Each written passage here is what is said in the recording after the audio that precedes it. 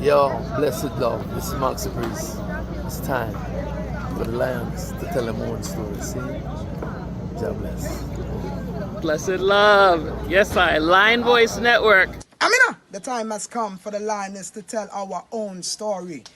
No surrender, no retreat. We are Jaja soldier. Rougher than the streets, tougher than a boulder. Bigging up Lion's voice. Now put it. I Jennifer said that. This is the Abyssinians. The time has come for the lions to tell our own story. This is the lion's voice.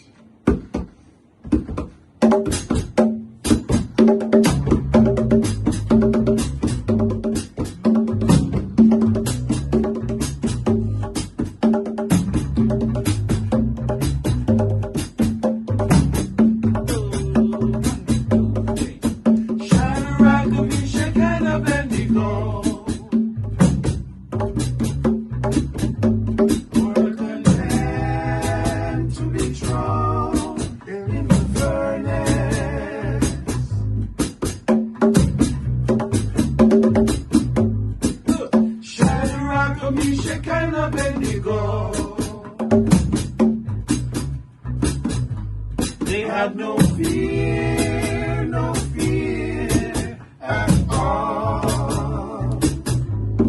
It was him was God, it was God, let him be praised.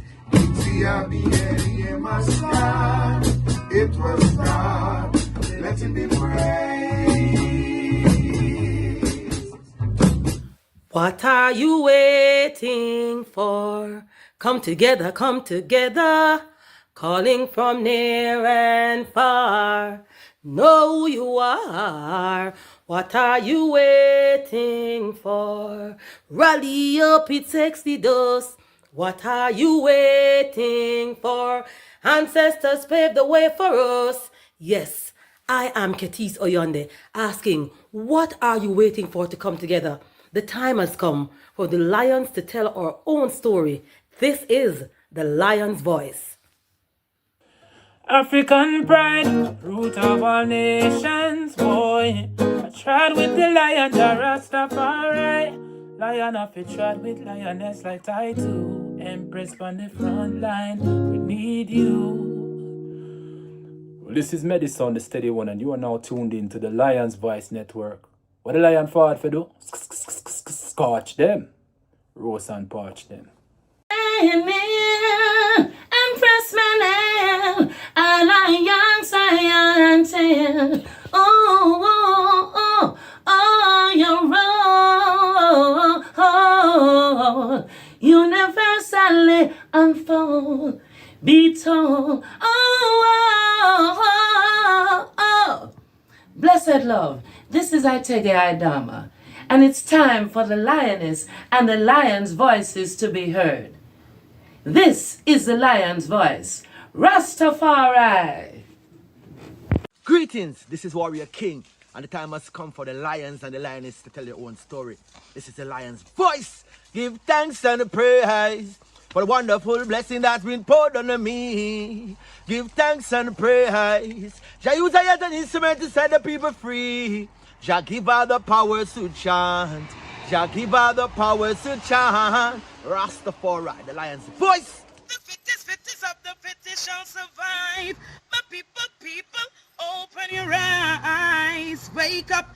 Blessed love, this is Queen Omega representing for all lions and lionesses. With the lion's voice, we come to tell our story. Rastafari, live it. Hey, the lion's voice, Rastafari. Yeah, David Trent of Steel Pulse, and I'm saying hail to the lion voice, because it's time that the lion have its voice, have its own story. Says I'm stepping out here, hear me now. Yeah, the lion's voice. Raw.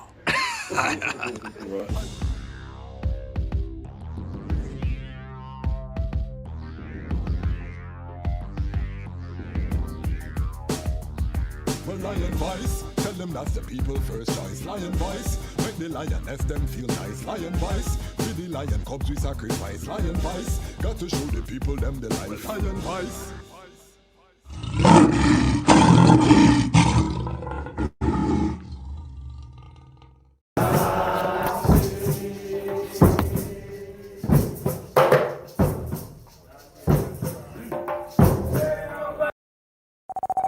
This is culture sound, a Rastaman sound, positive sound. Culture sound system with DJ Culture Fire TG. And now you're in tune to the culture sound, Rasta sound.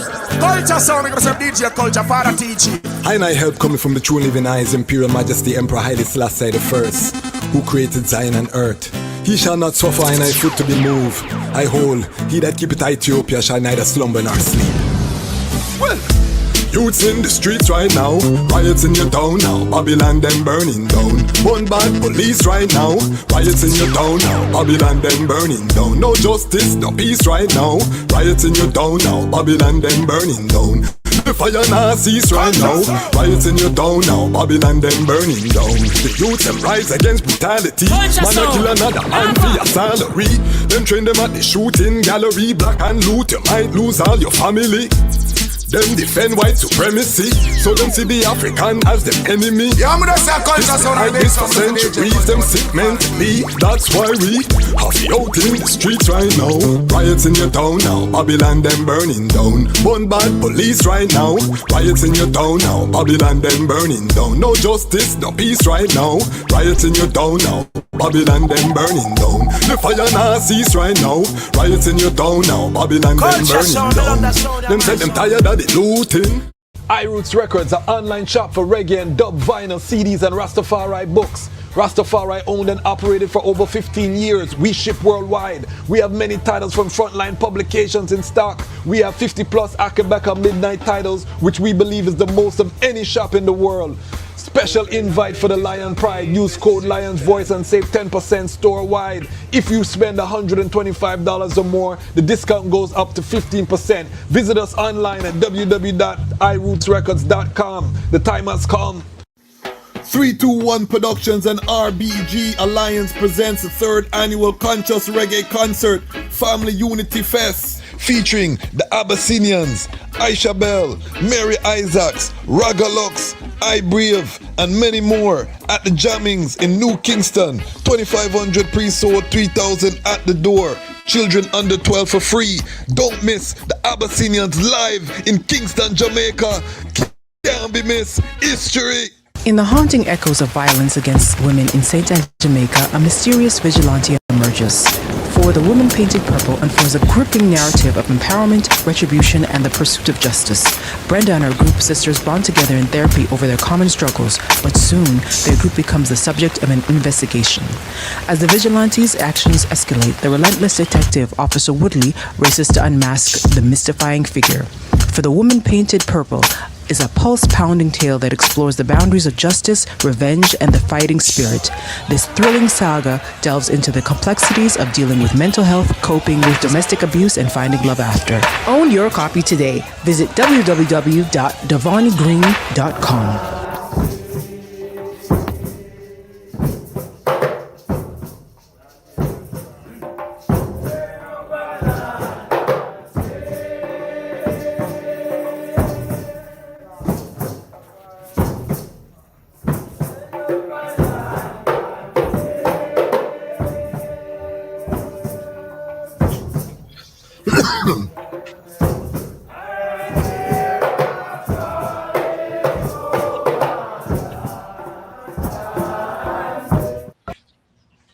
Greetings in that divine name of His Imperial Majesty Emperor Haile Selassie I.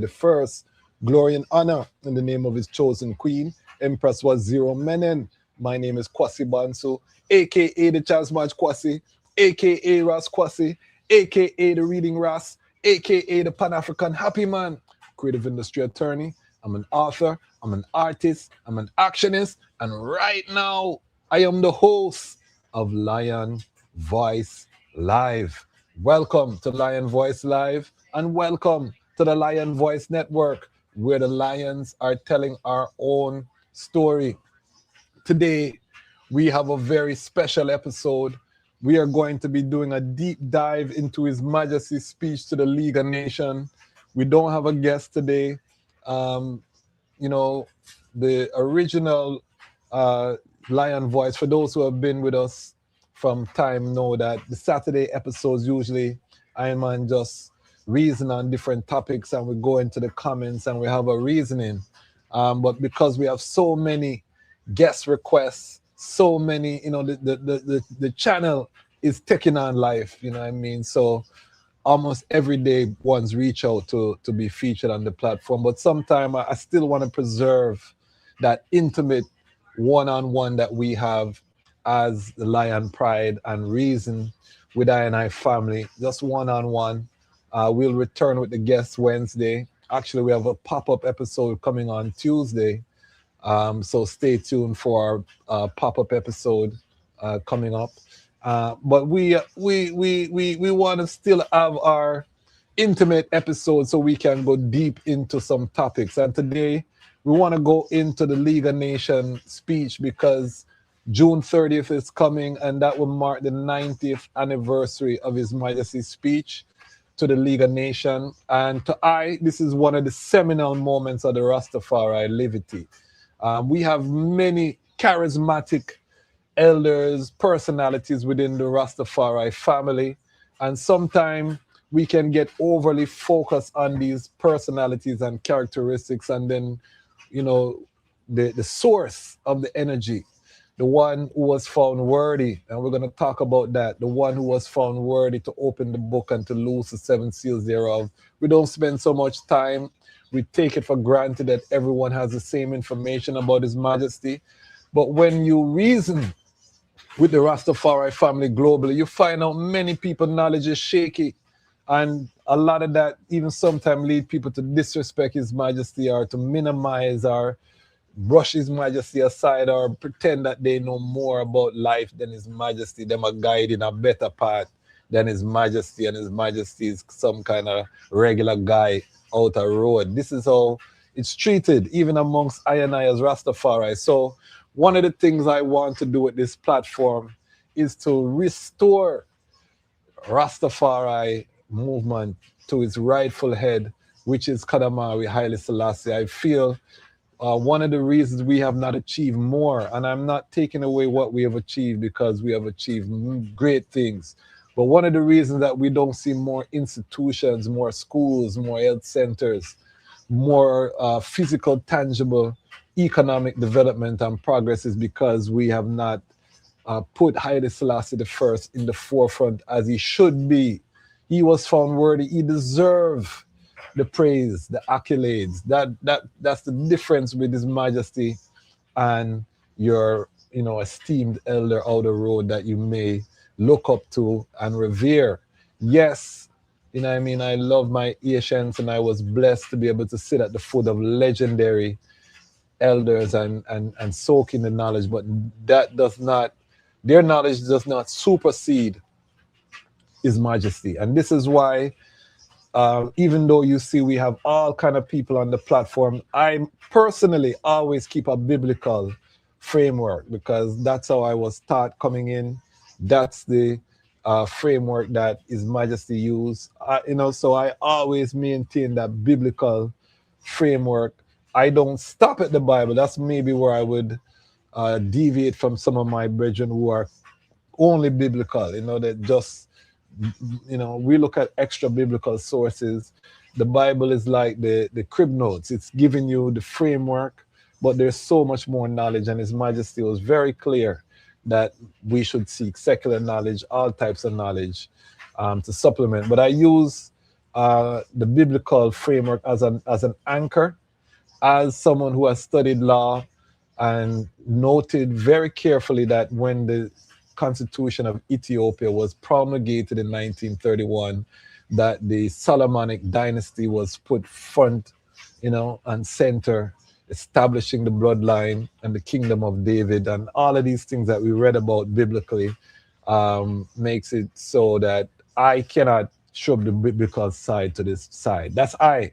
But we have so many brethren and sisters out there with different interpretation, and you know that we are Rastafari non-aligned, independent media. So that means that we welcome all perspectives here. Feel free to comment, put your comments in the comment section and make us have the reasoning. But I'm going to give some biblical interpretations today at the League of Nations speech. So I don't want my brethren and sisters who burn out the Bible to feel no kind of way, but just know that we're making these assertions and it would seem that the history supports these assertions. So we're going to talk about it. You can nick it down in the comments. We love that too. Why? Because this is not a yes man factory. The lion pride is a lion. You know what I mean? When you see the male lion, the brothers in the coalition go, sometimes you see them roar at them one another, two swipe. Rah, rah. You know what I mean? This is lion vibration, lion culture. You know, it's not a yes man factory. We welcome everyone. But again, for I personally, I don't go outside of the framework I see demonstrated by His Imperial Majesty, Haile Selassie I, who was the defender of the Christian faith.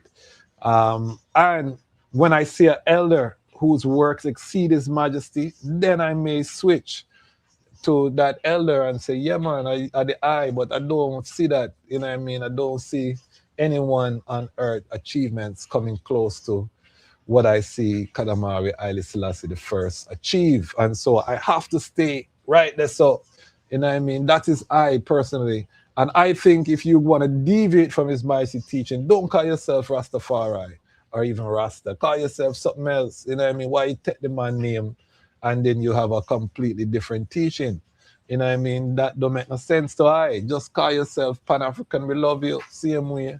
We not have to agree on everything. But though say you're Rastafari, and then when I examine your teaching, it's a contradiction to His Majesty word sound, or you're going to make it look like His Majesty just chat garbage, because that's what you call the biblical interpretation. You're using something word sound, you're conflicting with His same pronouncements that come forth from the one who sitteth upon the throne. And we're going to prove the highest throne on this speech to the League of Nations is a demonstration of divine power. And we're going to go, I want to play a short video just to set the tone.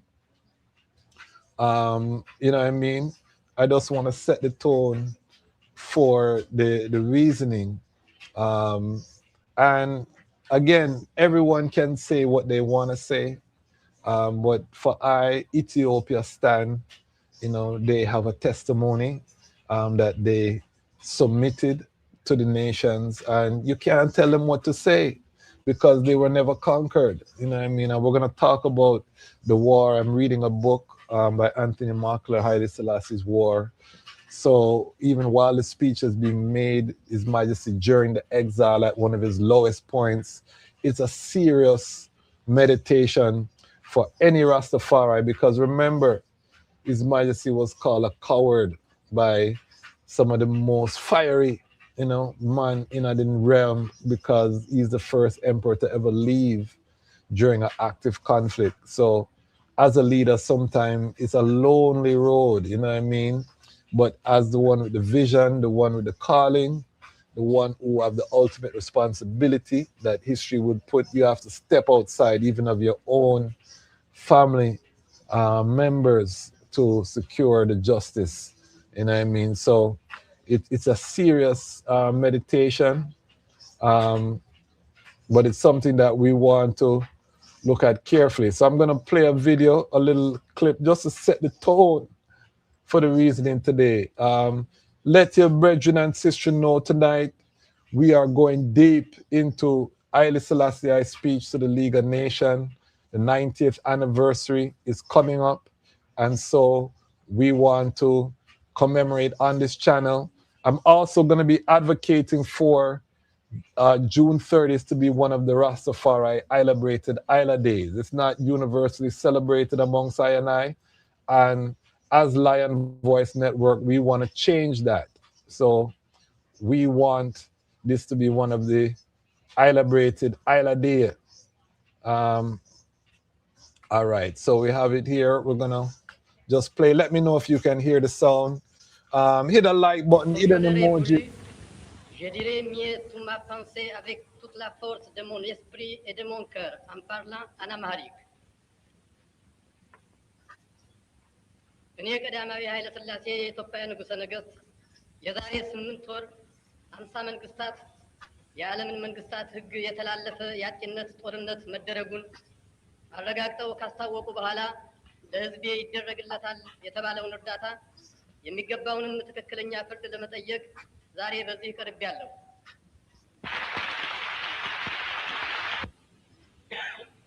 Monsieur le Président. Monsieur le Makanadir.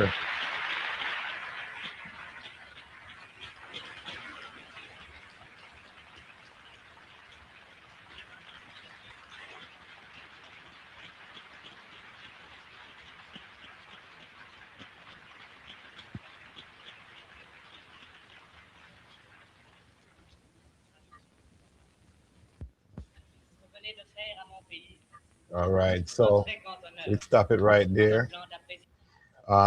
You could see the mocking and the jeering. You could hear the Italians mocking and jeering. Want to set the stage for what you witness. This is unprecedented in world history, because this is the first time a head of state is addressing a League of Nations. And the League of Nations actually was conceived by the United States President Woodrow Wilson, who was a Grand Dragon of the Ku Klux Klan. And these are arising out of ancient sensibilities, for a one world government, coming under one authority. This has been the focus of many religions, world powers. So we want to look at it in the totality of human history. The League of Nations was just a step. The United Nations is another step. But importantly, in these steps, they were trying to leave out Africans. There were no black people at the table when these institutions were established.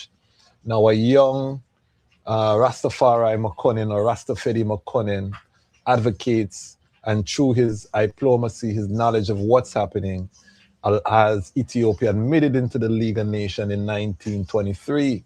And one of the principal opposition to Ethiopia was Great Britain entering the League of Nations. And one of the things that was used against Ethiopia was that there was slavery in Ethiopia. Ethiopia had slavery. And a young Rastafari had to work very diligently, even though slavery had been outlawed under Emperor Menelik.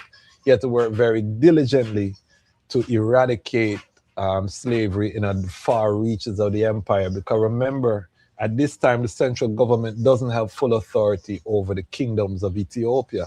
Ethiopia was several kingdoms governed under a central authority, but all of those races who governed those kingdoms, or Negos who governed those kingdoms, because you had Negos Mikael, for example, who governed Wollo. They had their own private armies that were loyal only to them. The peasants in their land, or the landed people who worked the lands, were loyal to the regional kings, or the regional races, or America might call them warlords, you know what I mean? But these were the ones who really hold the ground, man like Ras Haile. And we're going to talk about Ras Haile later, because these are some of the men them who betrayed the thing. And one of the things that we have to realize as we fight for identity, they're always going to be the sellouts. They're always going to be the brethren who think you have a better idea than you. There's always going to be someone who feel like you don't know what you're talking about, and maybe they don't produce the results that you produce, but they still feel like you just chat, and you know what I mean? They don't care. This is part of the black experience more than any other nation, and it makes sense because we're the most ancient of all the peoples of the earth, that we are also the most afflicted by this division, because we have the most diversity of thought than any other place on the planet.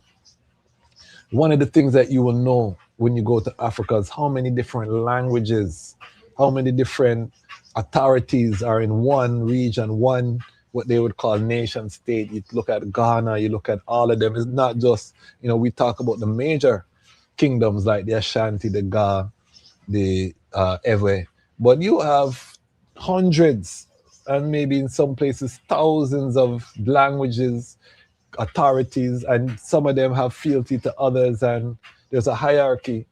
But the point is that you always have people opposing, and this factionalism or tribalism has been the Achilles heel of African liberation.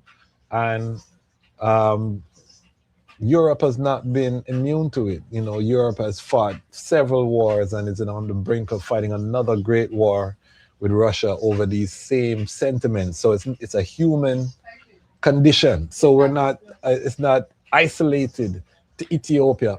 But what we're doing is we're setting the scene now for the speech to the League of Nations, which is one of the greatest oration and which sets the template for international law. And this month, which on the Lion Voice Network is International Morality Month. The whole concept of collective security, international morality is given during this speech. This is the first time it's laid out by a head of state to the world bodies. And this is why it's important, because this morality or this view of morality is coming from Africa. It's coming from the cradle. It's coming from the throne room. It's coming from someone who is claiming directly, and by this time the Constitution of Ethiopia has been published to the world.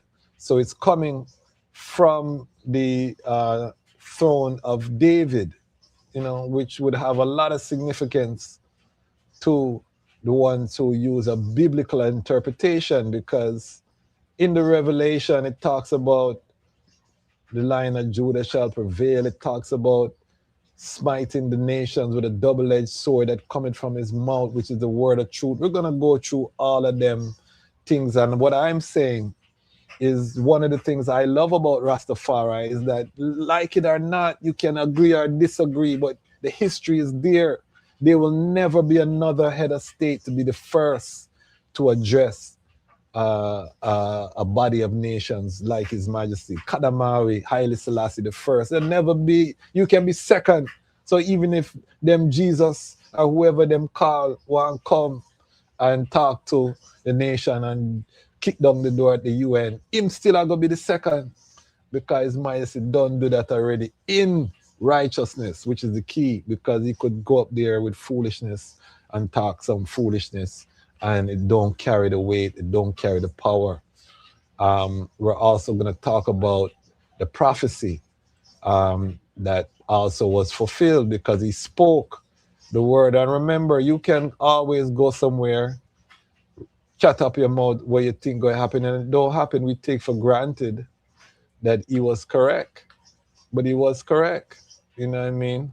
So all of these things are things that we have to look at when we look at this historic speech.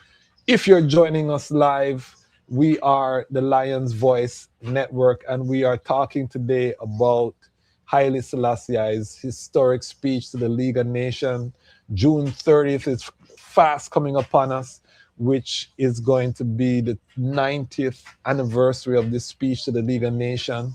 This is a speech which defined the direction of international law from an African perspective, the principle of collective security, the principle that nations, great or small, could work together for the betterment of humanity, put on the table, ultimately rejected. Ultimately, the League of Nations fell. The United Nations is built up out of the ashes. The United Nations now continuing the same mistakes, almost identical mistakes that were committed at the League of Nations.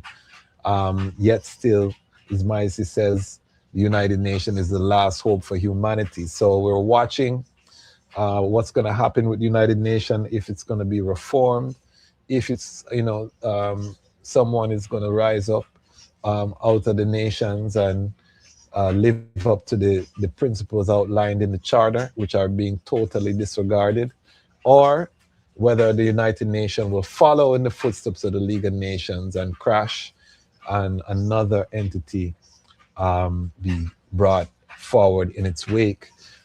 We have to ask these questions. There's no better people on the planet to ask these questions in the Rastafari community. They tried to bury Kadamawi Haile Selassie I. When I went to law school and I studied international law, that was one of my areas of focus. Couldn't find nothing about His Majesty. This speech, I think, was a paragraph in a law book about the principle of collective security and talking about World War II, the Bretton Woods institutions that rose up out of World War II, the legal framework that arose after World War II. You know, I think it was a footnote. That's what they want to give to His Majesty. I wrote an article while I was in law school about this speech, so it's not today that this speech has been important to I. And as I say, I am appealing, and we at the Lion Voice Network are going to be making the push to have this day, June 30th, recognized and celebrated by the Rastafari family worldwide to remember the day that Africa stood amongst the nations and demanded justice for African people, for small nations, all small nations, saying that, you know, is it might versus right? You know, I mean, the principle over the ability to bully. These are the things that we're going to look at today. Also, we have the IDOR study group. If you are a member of our Patreon, we posted the Zoom link there.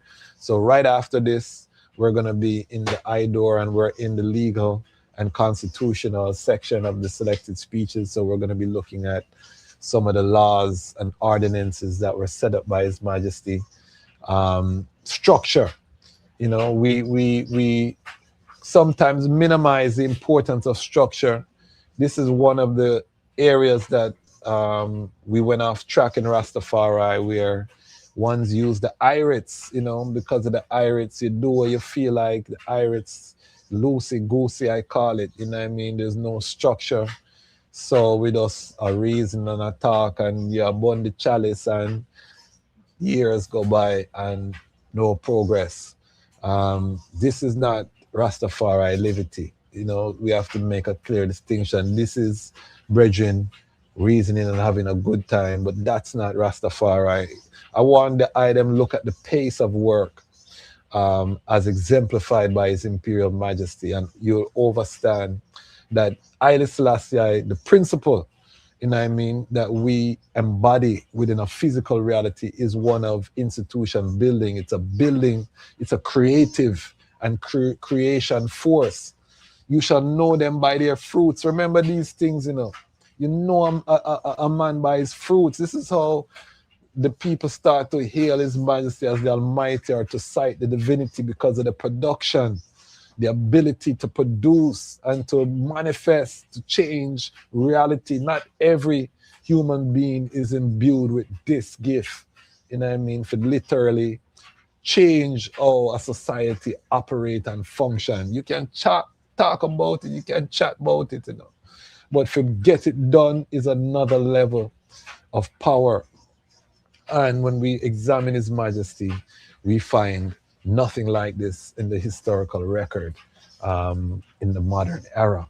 And I would defend that against anyone in terms of what Haile Selassie I accomplished, the achievements, tangible, you know what I mean, touchable. When we talk about Rastafari, we're talking about touchable. We're talking about the Almighty in flesh and bone, fully human, you know what I mean, fully divine, as according to the Talaido tradition, you know what I mean. So we acknowledge the humanity. We don't have to get supernatural, but we also acknowledge the supernatural or the divine. And I'm going to talk about that part. You know, to me, or to those things are more private, and I love talking about them things in the book of Enoch. You know what I mean, the origin of the angelic celestial, but I'm going to talk more about that in the Patreon. I'm going to do a program in the Patreon where we talk about more the esoteric topics, because I know that some of the items like it, but for the public sometime, people think you're crazy. You go into certain talk, and we can save that, you know what I mean? Because I do think it's valuable in Ireland. There's so much works out there that you can touch into, when you talk about the Anunnaki and the Sumerian text, which was an ancient Kushite empire. You talk about Kemet, you talk about, this is where the extra biblical reasoning, you know what I mean, and how they cited up the god kings in Kemet. All of these things, because everything is interconnected. We, in the modern era, we chop up everything and separate everything. In the ancients, things were more fluid in terms of how they were citing up certain things, and certain concepts were very fluid. The concept of the Almighty in man is not a new concept. It didn't start with Rastafari people. This is an ancient Nile Valley conception. The Almighty manifested in physical form. The pharaohs were considered as manifestations of the divine. You know what I mean? Many of our monarchy were considered manifestation of the divine. You go into the Orishas, all of them think there was human transcending Shango. So there's so much, but we're going to talk about the esoteric in the Patreon. We might release 1 and 2 clips, but yeah, for those who want to have those reasonings, join us in our inner circle. We're having a good time building out that. Before we start the episode, let me just big up the greatest online community on the planet Earth. If you watch in the comments, you already know we have the greatest comment section and the most intelligent comment section on the internet. Beer positive energy, information. That's why I play the comments at the end, because them think they're so great. You know what I mean? Some of the comments, some of the elders that we have, that we benefit from, the youths, the questions, we value everyone. And we don't really get too much trolls. If you follow the channel, we don't get too much people coming over here with foolishness. Every now and then a man might drink too much and come over here, and we block them quickly too. Once you're not adding to the vibration, we just block them. But for the most part, we've had a very powerful comment section. So let me just big up, if you're watching live, 30 people watching live, hundreds more will watch the replay. Big up on yourself. The item are each and every one of the item are special to I. More on the item, know that. All of the item are special to I, Big up the Lion Pride on Patreon. We're having our town hall meeting this coming Sunday at 1 p.m. Hold on, clap up the Lion Pride on Patreon. We've finally gone past 50 in the Patreon. We're at 53 members in the Lion Pride. If you're a long time Lion Pride person, you know how long we have struggled to get past 50. So the fact that we're past 50 now, big up. And we're going to start our Lion Pride on Patreon grant program. We have 3 nominations so far. The Lalabella Institute, Priest Isaac Institute, and Sister Gloria Sims, aka Mama G. I just nominated her this morning. If you want to vote, anyone can join and vote. You have to be a paid member to vote. But to nominate, you have to be a member for at least 3 months to nominate someone for the grant program. So we are going to be building out this grant program. And as the channel grows with more people, more numbers, we're going to increase the amount of the grant. I want to get it to like a $10,000. Can you imagine? We as an internet community link someone and just drop a 10 G's on them head top as one of the workers within our community. You know the type of vibes that are going to cause. But we're going to start with $100 US and we're going to bill it. So if you're interested in being part of an action move, join the Lion Pride on Patreon, become a paid monthly subscriber, and let us build.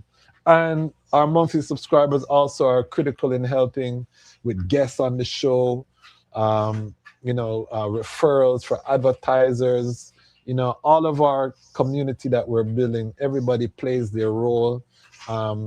The newsletter for June, July is going to be coming out. We're working on that. July is H Tafari month, so we're going to be talking about the birth of His Majesty. And of course, my book, we're going to be doing some things around the book. Haile Selassie's Ethiopia, Rise of the Priestly Warrior Kings. I wrote this book as an epic fantasy. So it's written just like you'd have Game of Thrones, you'd have, Lord of the Rings, but my thing is factual, using Ethiopian history, African history, writing it from a griot's eye view, but it's annotated, we cite our sources, and we tell the story of the rise of Ethiopia and the birth of this baby boy who would change the world. And again, we saw this baby boy in Geneva, in the mountains of Switzerland, calling judgment, revealing to the nations the wickedness of the European mind state, the pouring of mustard gas detailed by a head of state. It's a conviction. We're going to go to the speech and talk about it. So again, join us, Lion Pride and Patreon. Big up on yourself. Also, big up the YouTube members. I just realized we do have people who are becoming members. You can become a paid member on YouTube. We are going to be releasing the episodes early for the YouTube members, just like the Patreon get the episodes early, the latest being the Abyssinians. If you love that interview, put some emojis in the comments, the legendary Abyssinians.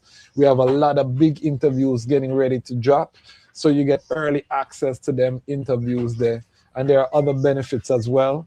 So big up all of the YouTube members. If you are part of YouTube, make sure that you also join the Lion Pride on Patreon as a free member, because we don't get the analytics. We don't get your email if you join as a YouTube member. YouTube still have all of that information. So one of the things that we're doing is trying to make sure we have your email directly so you can get the newsletter. If they ever kick us off of YouTube, we want to be able to reason with the I.M. same way. You know what I mean? Them way there. We want to still talk to the I.M. because we love the I.M. And when you're building an ecosystem, direct to consumer is the way to go. So I want to showcase this. We're going to read through some of the speech here. The item can see it clear. All right, beautiful, beautiful. So we're going to read through this speech. We're going to break it down. We're going deep, family. This is Lion Voice Network. Big up to all the Lion Pride them. This need to be a speech that is, as I said, this day, June 30th, have to be celebrated amongst I and I.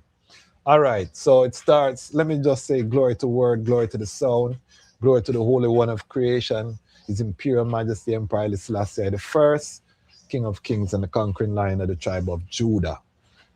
He says, I, Haile Selassie I, Emperor of Ethiopia, am here today to claim the justice which is due to my people, and the assistance promised to it 8 months ago, when 50 nations asserted that aggression had been committed in violation of international treaties.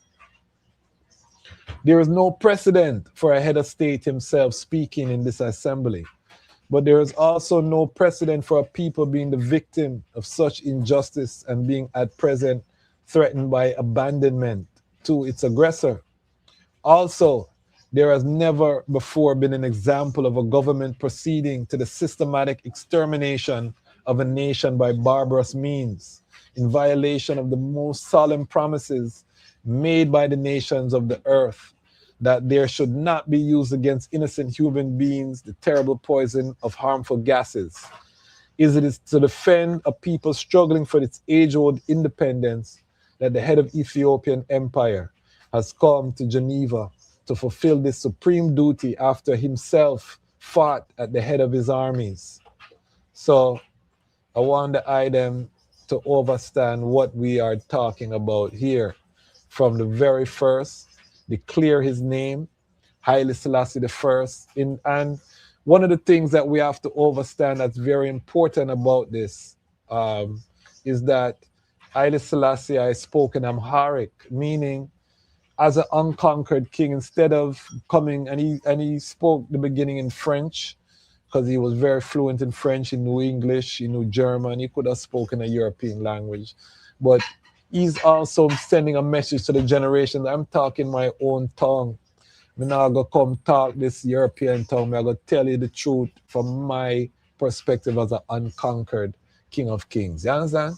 So the brethren come in his own language, and this is why I also advocate that every Rastafari should know Amharic. That should be, when we get around to building our institutions, that should be one of the mandatory languages, because every Rastafari child should understand the king from his own utterance, meaning that they should be able to understand the king. And that's something I'm going to do myself, is learn the Fidel, learn Amharic. That is something, but I feel that just like every Muslim go Mecca, every Rastafari brethren and sisters should know Amarinia, so that you can hear the king talk from his own utterance and not have to rely on a translation of somebody else. Because just like you translate patois to English, you lose some of the feeling, you lose some of the meaning. It don't translate one for one. We don't get the full context of what is happening, what's being said, until you know the language. So that is something I'm very passionate about, that all of us should be learning Amharic. All right, so let me go back to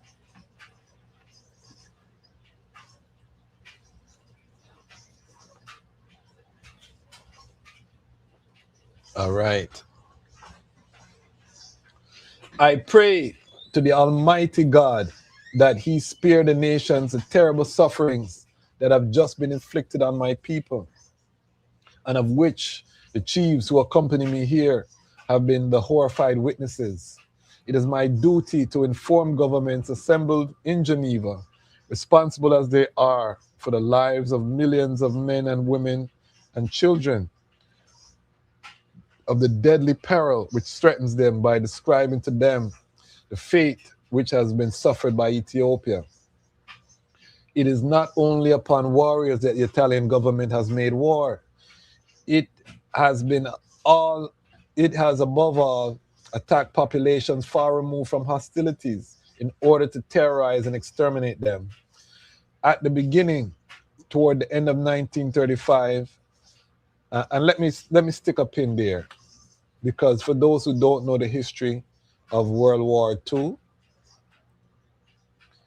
that wouldn't mean much. That wouldn't mean much to you.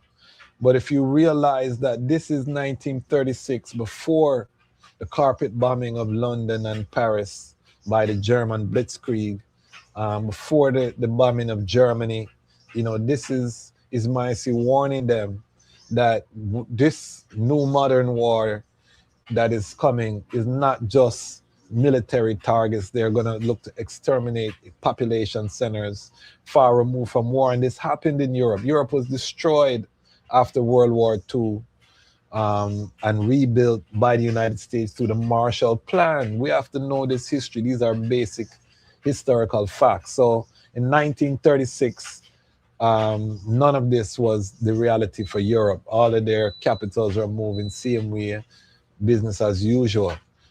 So this warning went unheeded. And then one of the things, what do we remember about World War II? You remember the Nazi concentration camps and the gas chamber. That's the images that are ingrained in the Western narrative.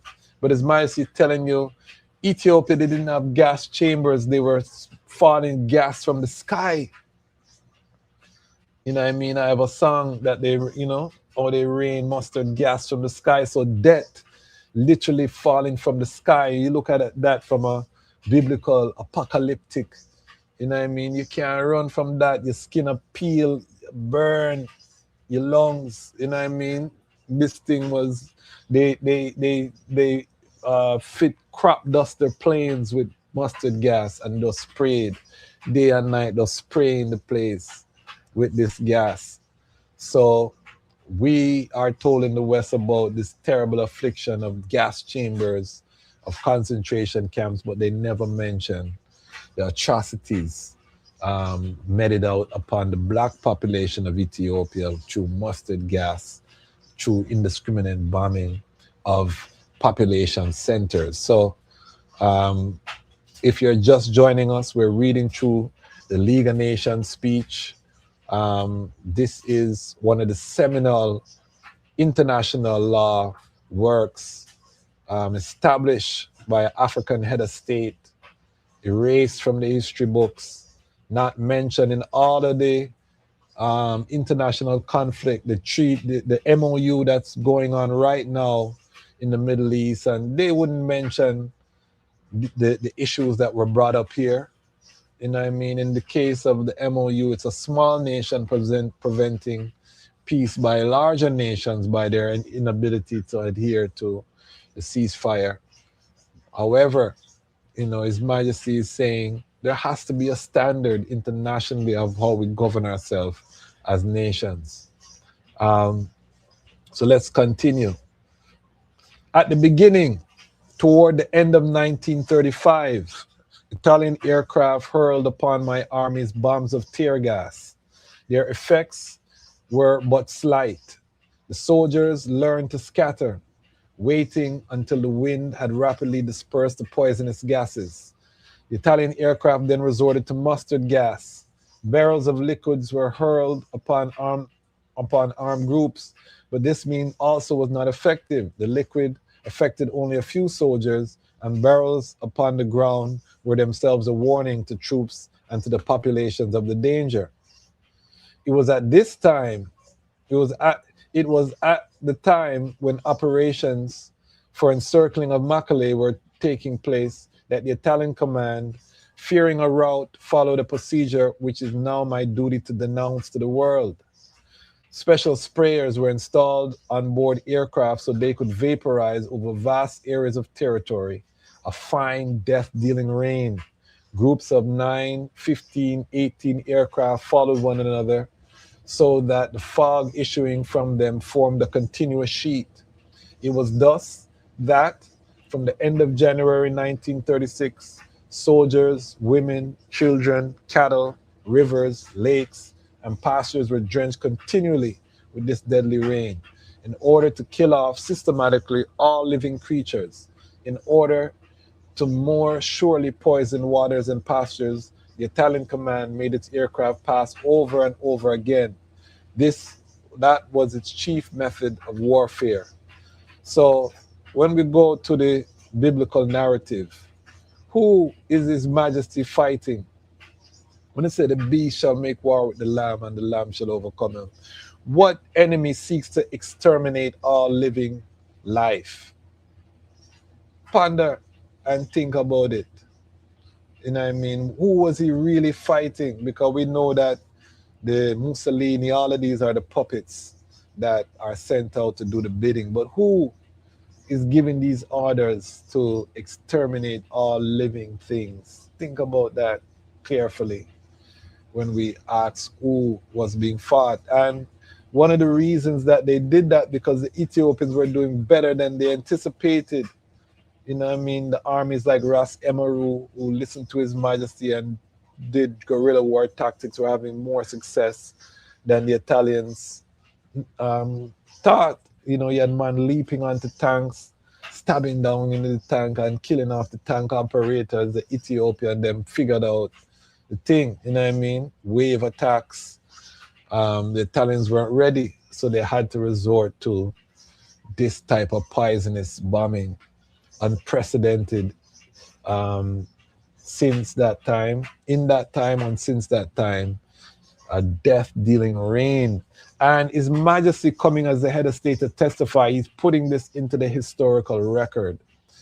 As himself a jurist, as a judge himself, a lawgiver, Judah is the lawgiver. His Majesty is putting this into the record.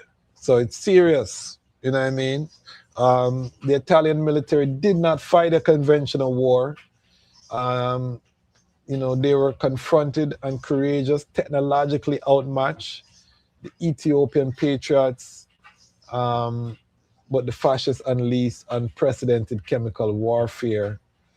You know what I mean? Serious thing. The League of Nations gave a master class in institutional hypocrisy when faced with this. Its committee technically found Italy to be the aggressor and voted to apply economic sanctions, but the measures were intentionally designed to fail. The League excluded oil, steel, and coal from the embargo. So these are the very resources that Mussolini needed to power the war machine. And then also Great Britain refused to close the Suez Canal to the Italian troop ships, allowing the Italians to restart their and reinforcements to the East African front. And then, of course, the famous Hoare-Laval Pact of December 1935, the British and French officials' secret agreement to appease Italy, with the hopes that Italy would be their strategic ally against Germany. So all of these facts came to light after, but at this time, the world did not know these facts, that the betrayal of the European powers, the lip service that they gave, very, very serious. Ravage and terror. The very refinement of barbarism consisted in carrying ravage and terror into the most densely populated parts of the territory. The points furthest removed from the scenes of hostilities. The object was to scatter fear and death over a great part of the Ethiopian territory. These fearful tactics succeeded. Men and animals succumbed. The deadly rain that fell from the aircraft made all those whom it touched fly shrieking with pain. All those who drank the poisoned water or ate the food, infected food, also succumbed in dreadful suffering. In tens of thousands, the victims of the Italian mustard gas fell. It is in order to denounce to the civilized world the tortures inflicted upon the Ethiopian people that I resolved to come to Geneva. And this is also important for us to talk about leadership, because initially His Majesty wanted to stay in the country and fight a guerrilla war. A council was convened and it was recommended that His Majesty go and take the appeal to the League of Nations, given that he would be given the audience and be taken the most seriously. And as a leader, instead of being stubborn, instead of letting his ego govern him, because he knows as soon as he leaves, all of his enemies are going to beat him bad. You know what I mean? Man like Ras Haile, you know what I mean? Man, all these man, Ras Balcha, yeah, whole heap of man just a wait, because they never really rate him to begin with. Waiting for him to make a wrong move. And for him to leave, he knows. As a matter of fact, he initially wanted to take Ras Haile, which was one of his biggest rivals. And Ras Haile, for those who don't know, was the Ras who controlled Gojam. And Gojam has always been a rebellious region. They have the Solomonic bloodline claim, and they look at themselves as having a stronger claim than even Menelik and all of them, man. So Gojam never fully accept His Majesty Ras Haile. And Ras Haile initially was on the train to go to Jerusalem and foreign, because His Majesty didn't want him to stay in Ethiopia.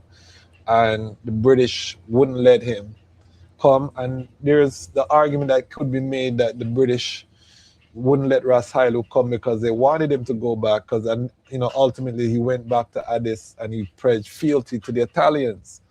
And we're going to talk about there was a rebellion attack on Addis Ababa shortly after His Majesty left that failed because of lack of coordination, and Ras Haile just sit down the capital and bow.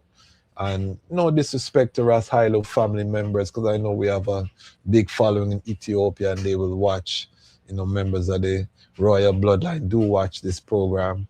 And I don't say these things for disrespect of ancestor, but I say these things because as Black people, we have to now start being strategic and systematic how we analyze the history, because we always have this opposition that prevents us from the victory by collaborating with those who seek to oppress us for their own personal gain.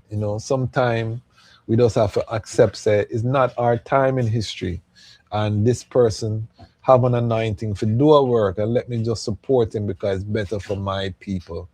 If I have to bow to a foreign nation to get my aims done, then my aim is not the aim to get done at that time. You know what I mean? And Ras Haile unfortunately didn't see that and betrayed the crown, you know what I mean, in that time. But when we read about the barbarity, is that a word? When we read about the horrific nature of the atrocities committed, you know what I mean, poisoning the animals, the lions, the zebra, the hyena, everybody I get poisoned in 1936, It don't matter who you be. You know what I mean? The water wells, all of these things being afflicted, and His Majesty now coming to tell the nation, warn the nation. This is not a happy story in the moment. Remember that this falls on deaf ears, and Europe laugh after him. He returns to Bath, England, and shortly thereafter, Europe erupts in a land war. And these same capitals, Britain, France, were destroyed down to ashes. These are the same ones who betrayed His Majesty. Ashes.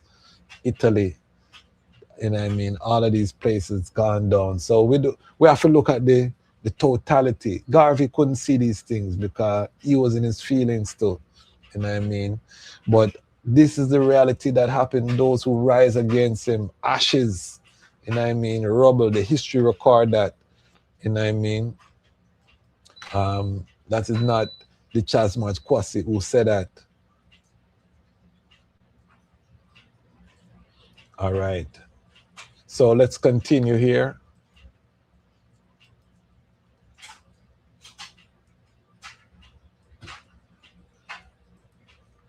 Let's continue here. None other than myself and my brave companions in arms could bring the League of Nations the undeniable proof. The appeals of my delegates addressed to the League of Nations had remained without any answer. My delegates had not been witnesses. That is why I decided to come myself to bear witness against the crime perpetrated against my people and give Europe a warning of the doom that awaits it if it should bow before the accomplished fact. So when a man talk about prophecy,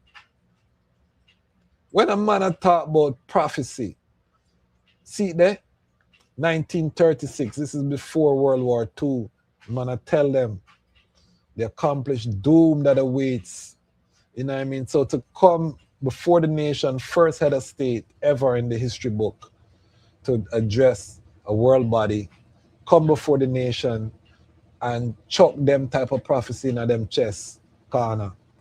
And it manifests to the extent that London rubble, when the German done with that, that name rubble pattern ground, when the Germans done with Paris and them place there, you know what I mean, is the United States, as I said, through the Marshall Plan, rebuild Europe after the Germans, them they done with it, and don't feel like Germany get were scot-free either, because the British and the Americans carpet bomb Berlin, Dresden, all of these places in Germany, ashes, And for those who are not keeping up with the geopolitics, Europe is preparing for a land war with Russia by 2030. They're saying between 29 and 2030. The Europeans are preparing for a war with Russia. So Europe most likely are going to flatten out again. So all of our European family know, come out of her, my people. It's madness. It don't make no sense. But this is what the European leaders are preparing for, a war with Russia. 3 times they have tried, more than 3 times, but when Europe unites, they usually go after Russia. Napoleon tried it, Hitler tried it. Now these world leaders are getting ready to try it again, and it don't look like it's going to end up very nice for them, but this is what they're doing. And again, this is not me just talking. This is why it's so important for us to know the history, know where we are, know where this thing is heading, and make preparation. So we're talking about preparation, not just looking at the history dry so, and we're not preparing. It's serious. It's serious. All right, make we continue.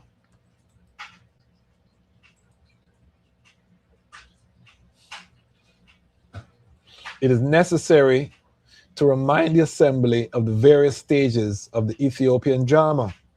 For 20 years past, either as heir apparent, regent of the empire, or as emperor, I have never ceased to use all my efforts to bring my country the benefits of civilization, and in particular to establish relations of good neighborliness with adjacent powers. In particular, I succeeded in concluding with Italy the Treaty of Friendship in 1928, which absolutely prohibited the resort under any pretext whatsoever of force of arms, substituting for force and pressure the conciliation and arbitration on which civilized nations have based international order. And all of these things is Marcy did. A lot of people say, why is Marcy waste time with them doing all of these agreements? And what you have to understand is that before you can cast a judgment on a nation, on a people from a divine principle, they have to be given a chance. There has to be a clear framework of which they're violating. This is why we stand against loosey-goosey, because loosey-goosey, there's not clear rules of engagements. We don't know what going. You know what I mean? If you, let me put it in a simple terms, you link a sister, and you and the sister a deal, and you don't define what the relationship is, what the parameters are, and then she sees you with her next sister, having an intimate relation. She can't be too upset because the thing was never established. There was no parameters around the reasoning. No parents never get meet, no courtship established. It name loosey-goosey.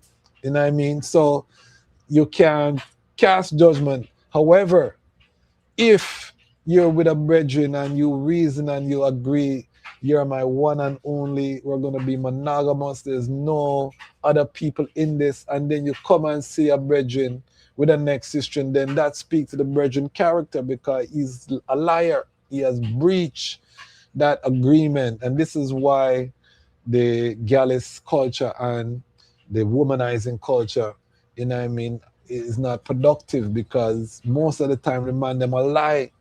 You know what I mean? They're lying to the sister and them. The sister and them don't know about the other sister and them. And this is why we burn out them thing there, because it's loosey-goosey. But the reason that you can cast that judgment is because the rules of engagement were clearly defined. And so His Majesty entering into treaties, you know what I mean, and putting it on paper. The Italian Treaty of Friendship is so important, because when they violate, we know say them are wicked. We don't have to guess if them are wicked or them never understand this and that. It's there. When you breach the League of Nations Charter, we know say them are wicked. This is why Europe could get that judgment there, where London and Paris and these things flat. And it's even a worse judgment coming, because after all of that, they still have not learned the lesson, and they're going further down the road to destruction, because His Majesty gave them an alternate path to the system that they're currently choosing now, which is to become a world hegemon instead of to have a world where nations work together to eradicate the problems facing humanity, war and these things. You know what I mean? So this is the important part of the speech. referencing these agreements that were made and the violations. And again, Judah is the lawgiver. So when His Majesty is condemning them, He's doing it according to the law. He's laying out a legal argument as to why the judgment, and the judgment is not coming from mankind. The judgment is coming from the divine, you know, and this is what's very important for us to understand when we are talking about the judgment. You know what I mean? The judgment is coming from the divine. You know what I mean? We're going to go to the book of Revelation too. I have to come off at 7 p.m. because we do have the IDOR study group. If you want to be a part of our study group, you can join the Lion Pride on Patreon, either as a paid member or a free member. I post the Zoom link for our Patreon members, and you can become a member of the Lion Pride on Patreon, and no problem with that. You know what I mean? If you want to join the study group, we are here. Big up everybody watching live. Sister Mabel, Grenada checking in. Big up Miss Sistrin. Big up Medina, Simple Island Life. Give thanks for the eye. Rastas, if you have high morals and standards, keep the value up. I love the item contribution. Sister Medina, I've been watching the eye. Roger Dodger, Esquire. Big up yourself. New name every show. The Germans invaded North Africa, and the same term was applied to them. The Goths, the Visigoths, the Vandals, yes. Roger Dodger always come with the history. Bongo Wisely, white supremacy, Vatican City was the aggressor in that war. So Bongo Wisely is filling in the empty, because I asked earlier, who was it that is asking that all living things be exterminated? What kind of enemy is that? Is that a godly enemy that you're fighting? Or is that the beast en masse who is now saying every living thing must die? The anti-life equation. What a piece of something. We're fight against the king of all kings. You know what I mean? What a piece of something. I want to hold on there. I want to get biblical. I want to get biblical because some people don't like the Bible thing there, but we want to get biblical. Why not? Why not forget biblical? Why not? Book of Revelation. Um,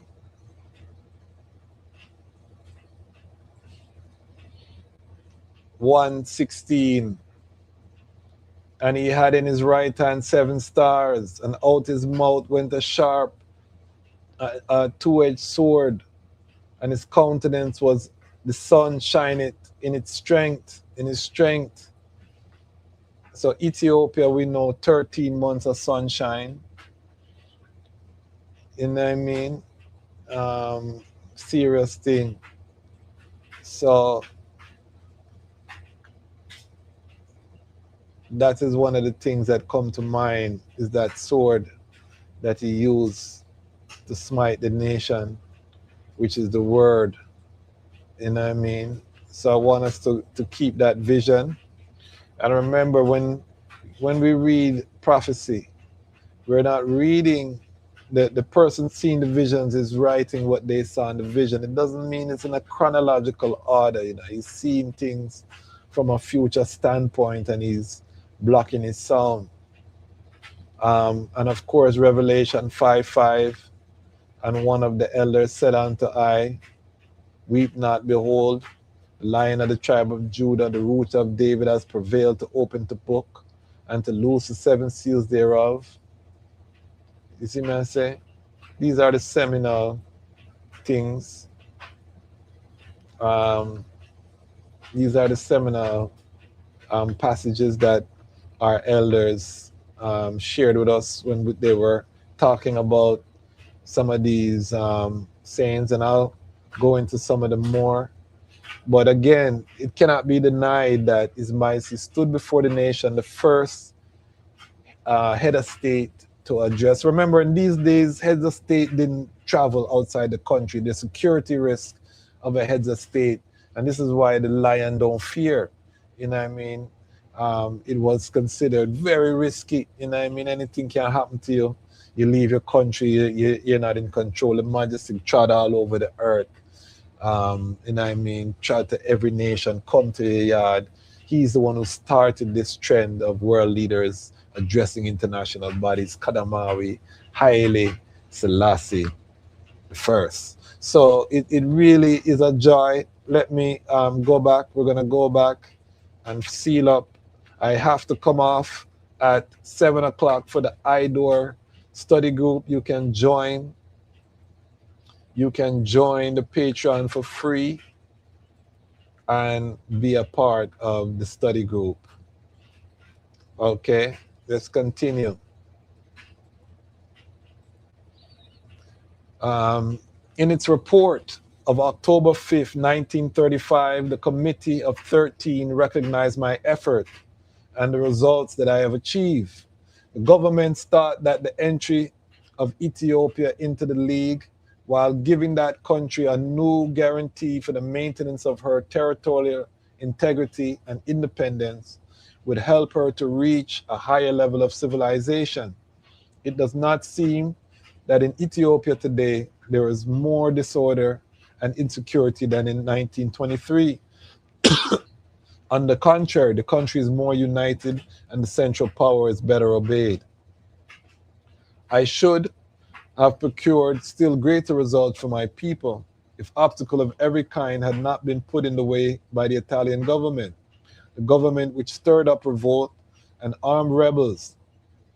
Again, I want to talk about these rebels, because every time we as black people strive, we have our own people that are used against us, that are taking money.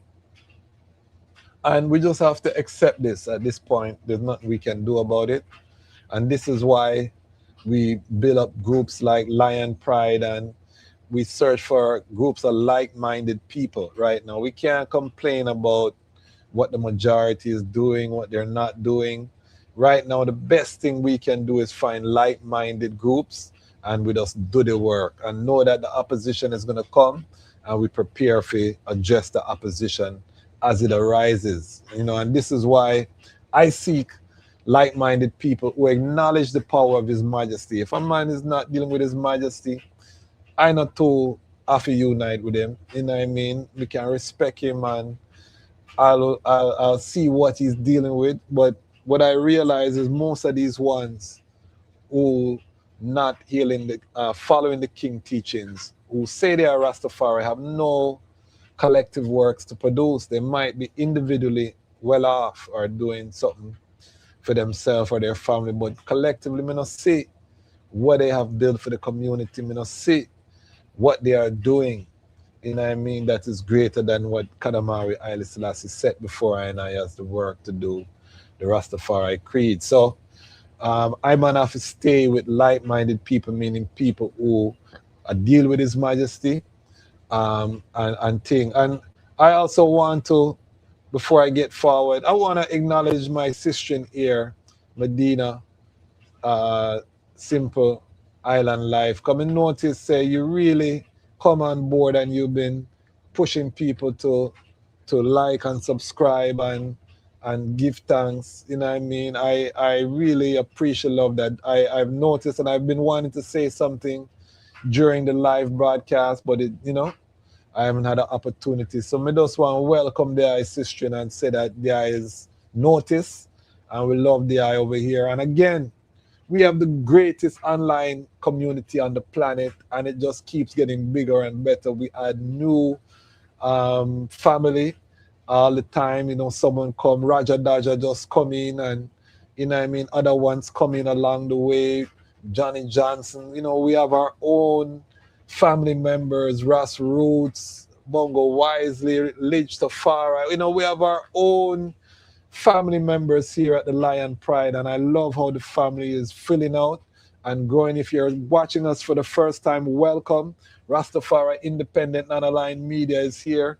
Today we're talking about Haile Selassie I's speech to the League of Nations. We're having a reasoning on one of the greatest speeches given on this planet, and something that I'm advocating that this should be a Isla Day. Rastafari. June 30th should be celebrated the same way we celebrate Battle of Adwa, same way we celebrate coronation, same way we celebrate the birth of His Majesty, same way we celebrate the visit to the Caribbean. We need to be celebrating His Majesty's speech to the League of Nations, and we need to hold up our works as an example for the international community of international morality. And this is why we need to come together across borders and start doing the work. And the Lion Pride, we're going to start doing that as a community. Starting next Sunday, we're going to select our first recipient of the Lion Voice Network grant program. $100 US is going to go to one of the workers or one of the entities doing works in the community.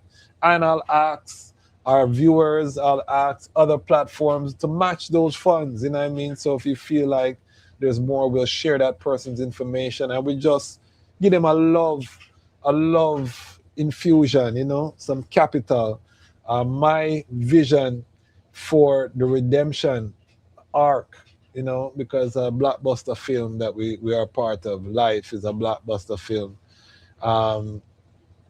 My vision for the redemption arc is that we put money in the hands of the people doing the work.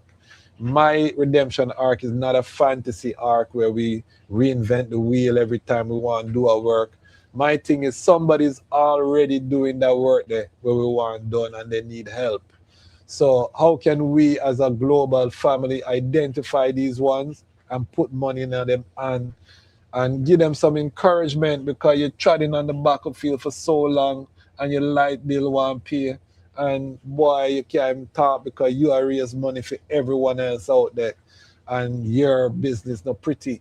And then Lion Voice Network just call you and say, here, look on your account, where your account, and we just send you money, you know what I mean? So that is what we're doing.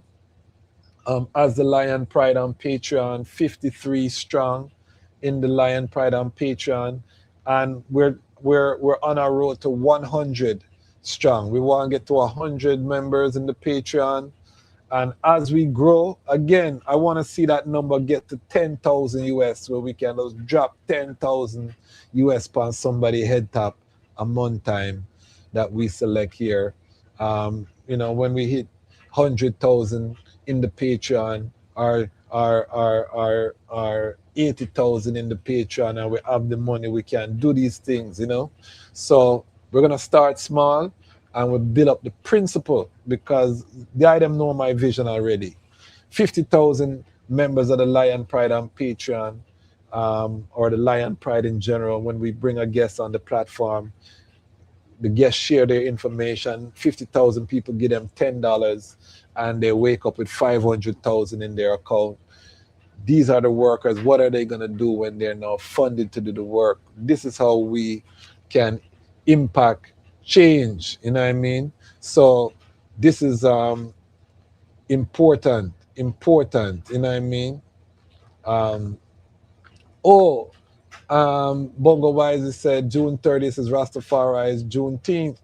And I want to just say, big up all of my Black American family. Juneteenth, the end of slavery in Texas, you know what I mean? Celebrating that day. Big up to everyone who's celebrating Juneteenth. Big up on yourself. Serious thing. All right, make we return to the speech. It is therefore It therefore recognizes today that when it supported the admission of Ethiopia to the League of Nations in 1923, when it concluded the Treaty of Friendship in 1928, when it signed the Pact of Paris outlawing war, it was deceiving the whole world. The Ethiopian government was, in these solemn treaties, giving additional guarantees of security, which would enable it to achieve further progress along the specific path of reform which it had set at its feet and to which it was devoting all its strength and all its heart. The wall pretext. So he's just saying we know say the Italian them are wicked. You know what I mean? It's on the record now. The wall incident in December 1934 came as a thunderbolt to me. The Italians' provocation was obvious, and I did not hesitate to appeal to the League of Nations. I evoked the provisions of the Treaty of 1928, the principles of the Covenant. I urged the procedure of conciliation and arbitration. Unhappily for Ethiopia, this was a time when a certain government considered that the European situation made it imperative at all costs to obtain the friendship of Italy. The price paid was the abandonment of Ethiopian independence to the greed of the Italian government. This secret agreement, and this is the secret Hor-Laval Pact that he's talking about, contrary to the obligations of the covenant, has exerted great influence over the course of events. Ethiopia and the whole world have suffered and are still suffering today its disastrous consequences. And this is where people have to also understand. When His Majesty gives all this lavish praise to the British government, His Majesty knows that them a betrayer too. His Majesty know the France betrayed them when he welcomed Charles de Gaulle in the capital. These are bridges that His Majesty is creating for the peoples of these nations to walk over historically. If you're trying to win someone over for peace, the best strategy is not to point out all their flaws and to call them a wicked and paint yourself in a corner. It's to speak to the highest ideals that you want them to live to. You know what I mean? So His Majesty is showing in this speech, I know the betrayers. I remember His Majesty is living in Bath at this time when he gives the speech. He's in England at this time and he knows that these governments have betrayed him. We're not illusionists, but we speak to the highest ideal of mankind. And this is, a brethren called me and asked me about this whole question. Is His Majesty a Western puppet? And he was reading the autobiography and how His Majesty speak about civilization and civilizing Ethiopia. You know what I mean? This is a hard question because he's saying, what is he saying about Africa? Africa is the birthplace of civilization, but we have to understand the context. His Majesty traveled to Europe, seeing the level of progress that they have attained, the level of order, because in Africa, yes, we were the mothers and fathers of civilization, but because of thousands of years of war, of infighting, we had fallen behind from a technological perspective. There's nothing wrong with admitting that. And there was high infant mortality because of certain practices. There was a lot of barbaric traditions, cut off a man's hand if you catch him thieving, and certain things that didn't allow for redemption. These are things that were outlined in the autobiography, customs that had to be reformed, And this is what His Majesty is referring to when he talks about leading Ethiopia on the path of civilization and the civilized nation, because these things were at this time not practiced openly in the developed nations. And that is not saying that we're abandoning our Ethiopian tradition. It's saying that we know that we can do better, and we have to be clear on that. And His Majesty rules over all. So the Europeans are His children, the Africans are His children, same way. So at the same time that he's looking at the good that everyone is doing, and we're applying the lessons that are applicable. And he has speeches where he talks about, when I send you to school abroad, is to bring back the good aspects of what you find, not for you to become British or not for you to become American. It's for you to take the good aspects of progress. Things like Ethiopian Airlines, which started as a bilateral agreement between Boeing and Ethiopia, white pilots, and now is Africa's #1 airline. We have to take these things and we apply them. The first airplanes in Ethiopia came from France. We never had that technology. So this is what he's talking about.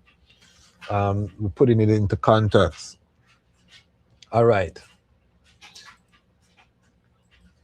So let's continue. This first violation of the covenant was followed by many others. Feeling itself encouraged in its policy against Ethiopia, the Rome government feverishly made war preparations, thinking that the concerted pressure which was beginning to be exerted on the Ethiopian government might perhaps not overcome the resistance of my people to Italian domination. The time had come, thus all sorts of difficulties were placed in the way with a view to breaking up the procedure of conciliation and arbitration. All kinds of obstacles were placed in the way of that procedure. Governments tried to prevent the Ethiopian government from finding arbitrators among their nationals. When once the arbitral tribunal was set up, pressure was exercised so that an award favor to Italy shall be given. All this was in vain. The arbitrators, 2 of whom were Italian officials, were first to recognize unanimously that Wall incident and the subsequent incidents, no international responsibility was to be attributed to Ethiopia. So even after they tried to rig the whole pretext, Ethiopia still prevailed because truth and rights was on their side. And one of the things Ismaili did is he withdrew the Ethiopian army 2 miles into the borders so that it would be clear that there's not no border clash. The Italians were violating Ethiopia's territorial boundaries. And you'll read, how the Italians entered Ethiopia unopposed. That was intentional, again, by His Majesty, to show very clearly that he was dealing with a lawless person, because he know the Almighty would not allow this to be prosperous.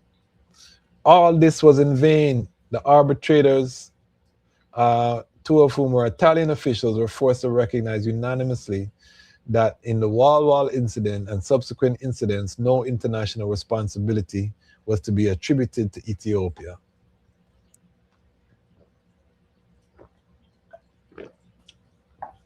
Give thanks. All right. Peace efforts. Following on this award, the Ethiopian government sincerely thought that an era of friendly relations might be opened with Italy. I loyally offered my hand to the Roman government. Hatred for love, we try everything, them reject it. The assembly was informed by the report of the Committee of 13 dated October 5th, 1935 of the details of events which occurred after the month of December 1934 and up to October 3rd, 1935. It will be sufficient if I quote a few of the conclusions of that report, numbers 24, 25, and 26. The Italian memorandum containing the complaints made by Italy was laid on the council table on September 4th, 1935, whereas Ethiopia's first appeal to the council has been made on December 14, 1934. In the interval between these 2 dates, the Italian government opposed the consideration of the question by the council on the ground that only appropriate procedure was that provided for in the Italo-Ethiopian Treaty of 1928. Throughout the whole of that period, moreover, the dispatch of Italian troops to East Africa was proceeding. So they were preparing for war while they were talking about peace. Sound familiar? It's a playbook. All right. These shipments of troops were represented to the council by the Italian government as necessary to defend its colonies menaced by Ethiopian preparations. Ethiopia, on the contrary, drew attention to the official pronouncement made in Italy, which its opinion left no doubt as to the hostile intentions of the Italian government. From the outset of the dispute, the Ethiopian government has sought a settlement by peaceful means. It has appealed to the procedures of the covenant. And notice the word covenant used. This is a spiritual agreement, and in addition to a geopolitical agreement, because lives are on the balance when you sign these agreements. So there always is a spiritual aspect to these international agreements founded supposedly on righteousness. But again, these are violations of the covenant. The Italian government desiring to keep strictly to the procedures of the Italo-Ethiopia Treaty of 1928, the Ethiopian government assented. It invariably stated that it would faithfully carry out the arbitral award even if the decision went against it. It agreed that the question of ownership of Wawa should not be dealt with by arbitrators because the Italian government would not agree to such a course. It asked the council to dispatch neutral observers and offered to lend itself to any inquiries upon which the council might decide. Once the Wawa dispute had been settled by arbitration, however, the Italian government submitted its detailed memorandum to the council in support of its claim to liberty of action. It asserted that a case like that of Ethiopia cannot be settled by the means provided in the covenant. It stated that since this question affects the vital interests and is of primary importance to Italian security and civilization, it would be failing this most elementary duty did it not cease once and for all to place any confidence in Ethiopia, reserving full liberty to adopt any measures that may become necessary to ensure the safety of its colonies and to safeguard its own interests. Does this sound familiar? These same pretexts were used in the war of choice in Iran that we just see witness. So these people are using the same playbook. Iran is going to bomb the world with nuclear, so we don't have to go through the UN Security Council. We don't have to go through the covenant. We are going to take unilateral action. I want the item to see the parallel, and I want the item to notice that these events are not mentioned. These events are not mentioned when they talk about the United Nations. The historical example is not mentioned at all. Africa is written out of the history. But we know this so well. This playbook, we know it so well, and we know it doesn't end well. So when we see these things, there are two things we can do. We can go along to get along, or we can take away ourselves and build an alternative. And this is what the Lion Voice Network is about, building the alternative architecture. We'll leave them alone, because they have proven they keep doing the same thing. They're out of ideas, family. So are we going to just follow blindly? No. Come out of her. Let's be partakers in our sins and share in our plagues. You know what I mean? Those are the terms of the report of the Committee of 13. The Council and the Assembly unanimously adopted the conclusion that the Italian government had violated the covenant and was in a state of aggression.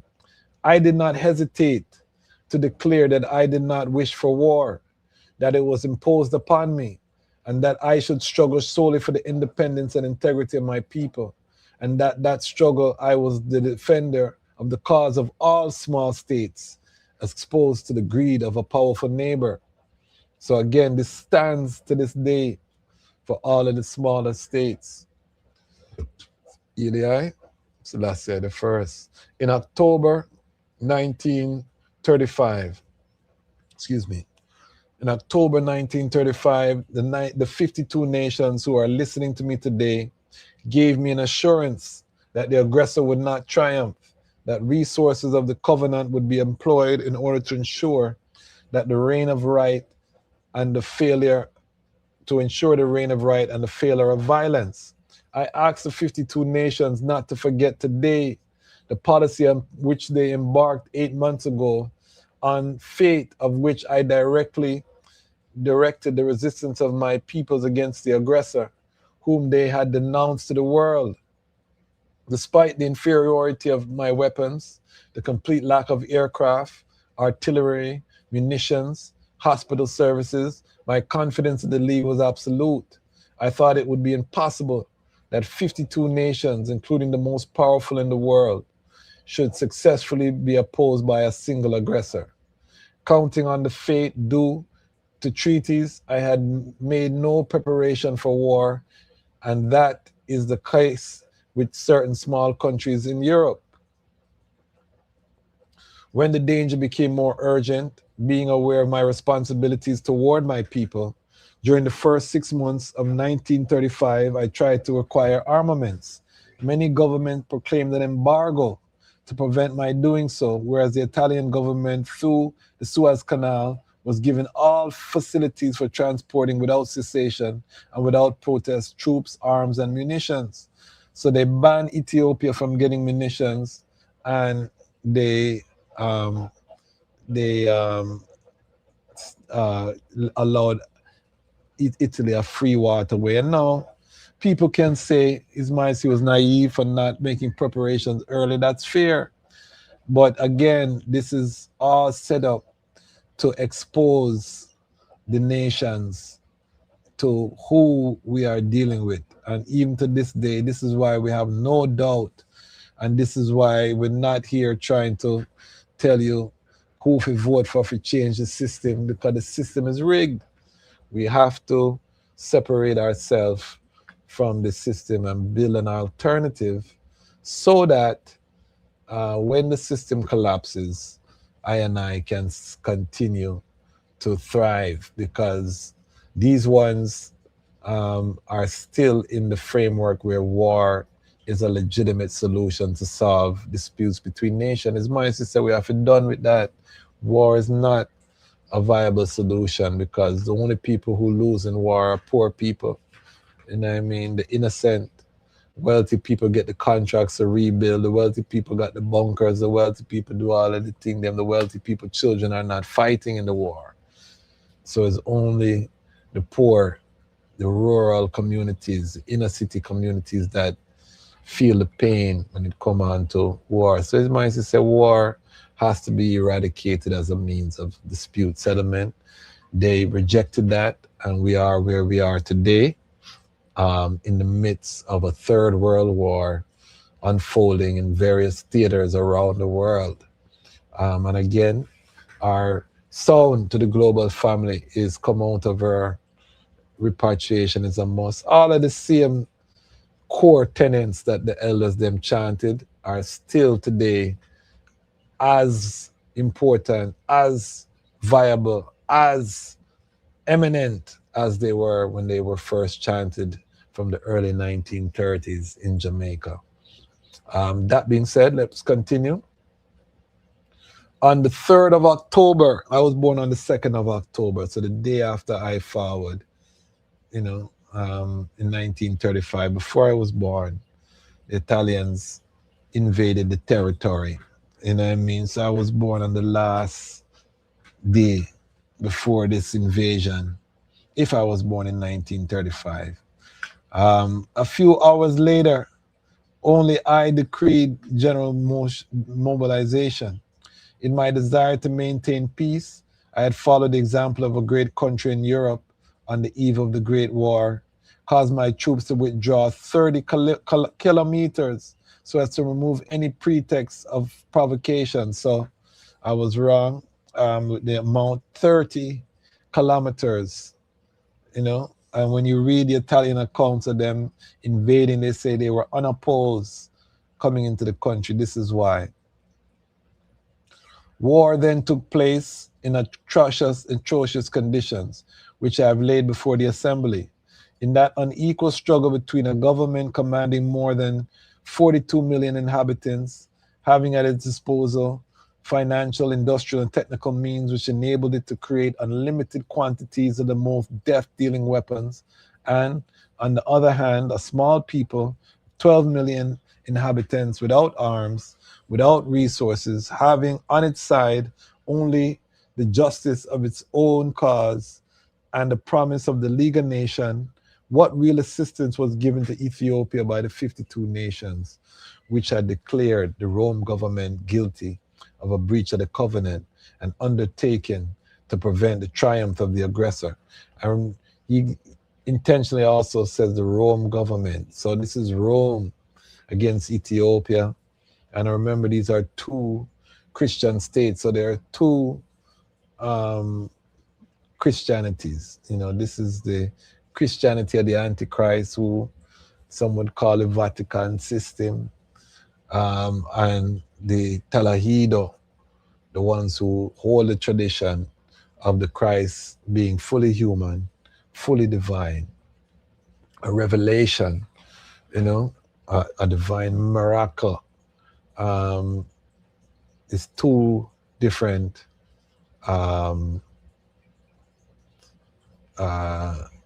faiths, I would say, you know, but just to show you.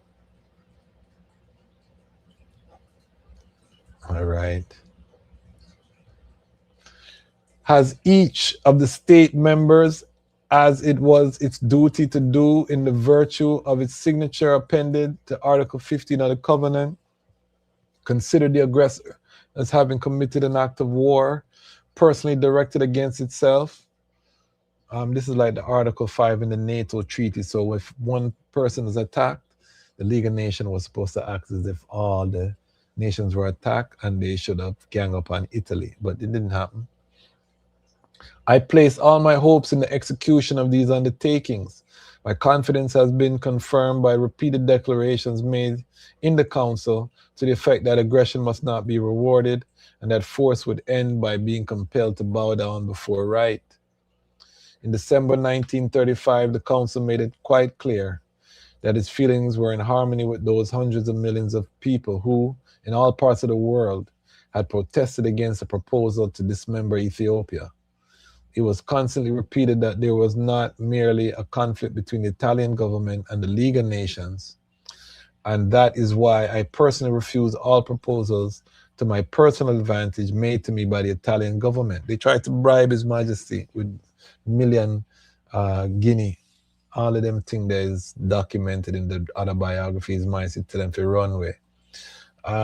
If only I would betray my people and the covenant of the League of Nations. I was defending the cause of all small peoples who are threatened with aggression, the King of all kings, not by might or by force, but by righteousness. What of promises? What have become of the promises made to me as long ago as October 1935? I noted with grief, but without surprise, that three powers, considering their undertakings under the covenant of absolutely no value, their connections with Italy impelled them to refuse to take any measures whatsoever in order to stop Italian aggression.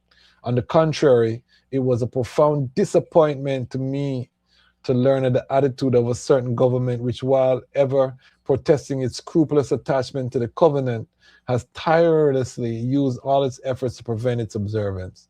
As soon as any measure which was likely to be rapidly effective was proposed, various pretexts were devised in order to postpone even the consideration of the measure. Did the secret agreements of January 1935 provide for this tireless obstruction? This is Britain and France he's bunning out. The Ethiopian government never expected other governments to shed their shoulders' blood to defend the covenant when their own immediately personal interests were not at stake. Ethiopian warriors only asked for the means to defend themselves. On many occasions, I asked for financial assistance for the purchase of arms. That assistance has been constantly refused me. What then in practice is the meaning of Article 16 of the Covenant and of collective security? The Ethiopian government's use of the railway from Djibouti to Addis Ababa was in practice a hazardous regards transport of arms intended for the Ethiopian forces. At the present moment, this is the chief, if not the only means of supply of the Italian armies of occupation. The rules of neutrality should have prohibited transports intended for Italian forces. But there is not even neutrality, since Article 16 lays upon every member in the League the duty not to remain neutral, but to come to the aid of not the aggressor, but the victim of the aggression. Has the covenant been respected? Is it today being respected? These are the questions we are asking now. These are the questions that we're asking. So, finally, a statement has just been made in the parliaments by the governments of certain powers, amongst them the most influential members of the League of Nations, that since the aggressor has succeeded in occupying a large part of Ethiopian territory, they propose not to continue the application of any economic and financial measures that may have been decided upon against the Italian government. These are the circumstances in which, at the request of the Argentine government, the Assembly of the League of Nations meets to consider the situation created by Italian aggression. I assert that the problem submitted to the Assembly today is a much wider one, and not merely a question of the settlement of Italian aggression. And again, this is prophecy now coming down the line, because he sided more than just Italy against Ethiopia, but the whole framework of international law at that time. It is collective security. It is the very existence of the League of Nations. It is the confidence that each state is to place in international treaties, the whole underpinning of human relation. This is what we're talking about with this speech, and it's coming out of the highlands of Africa.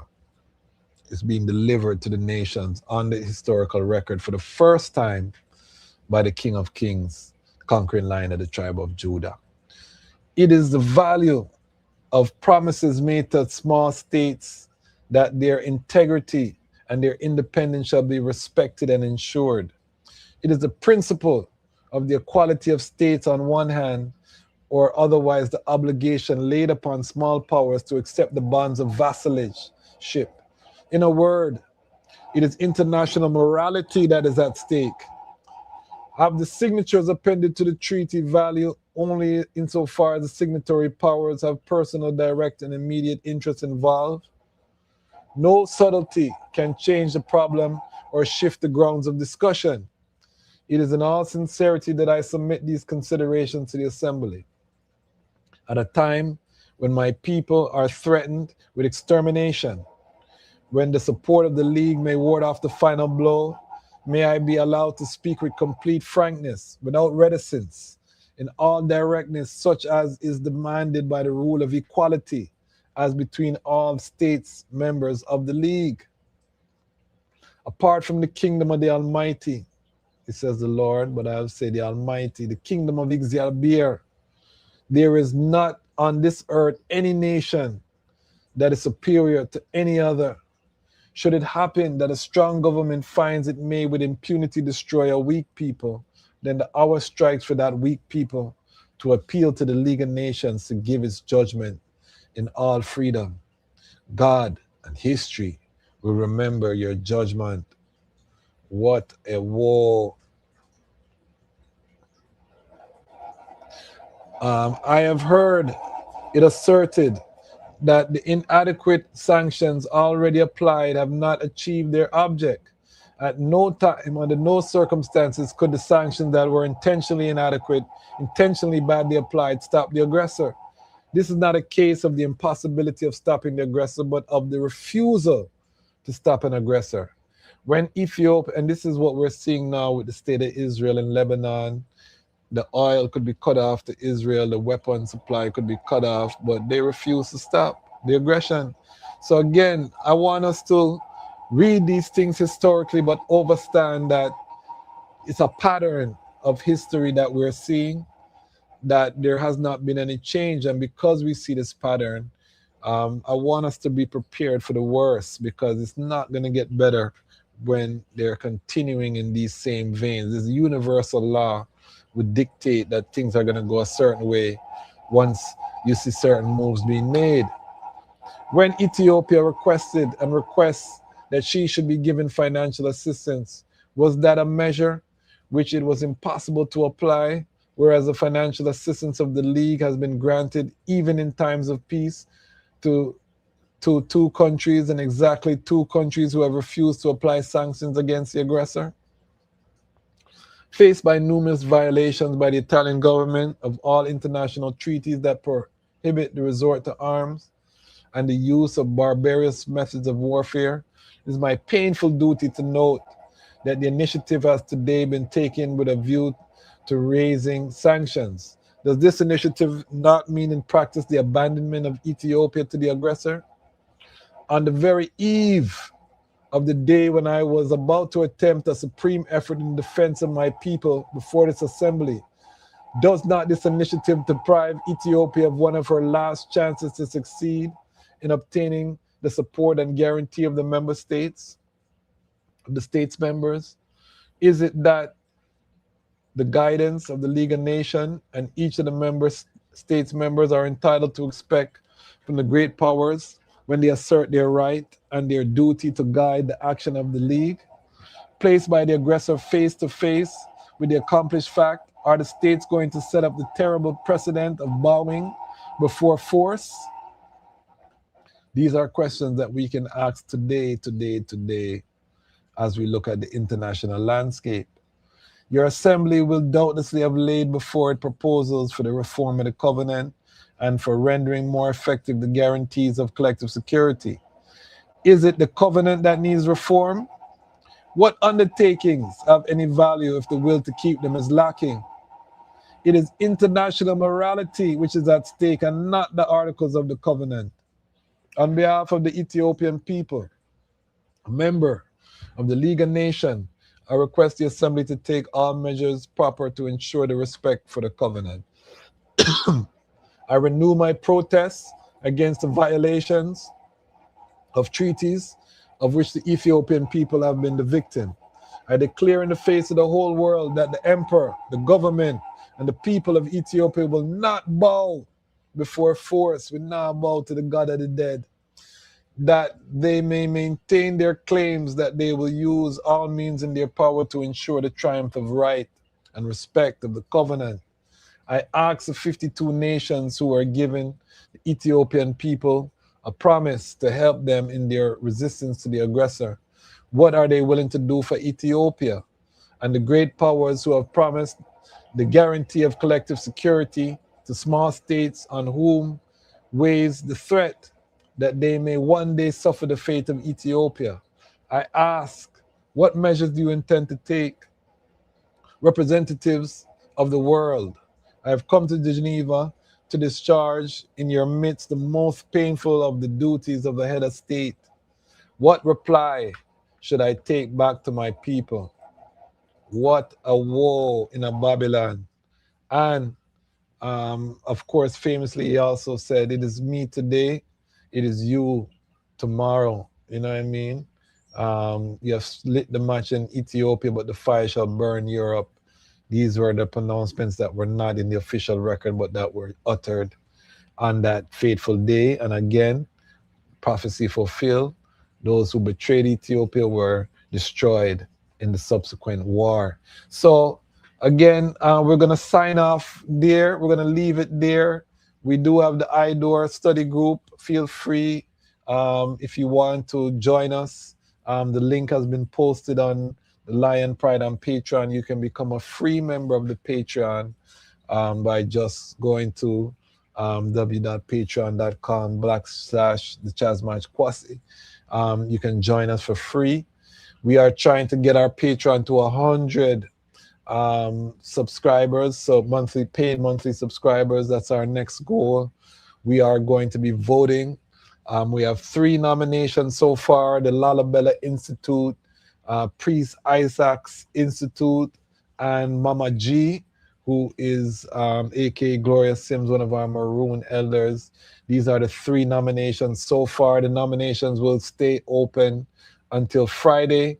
To vote, you have to attend the town hall meeting in the physical. A poll will be posted in Patreon for the paid members to vote on.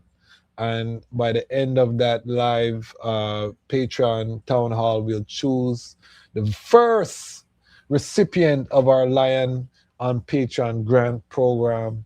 And that person will be receiving $100 US.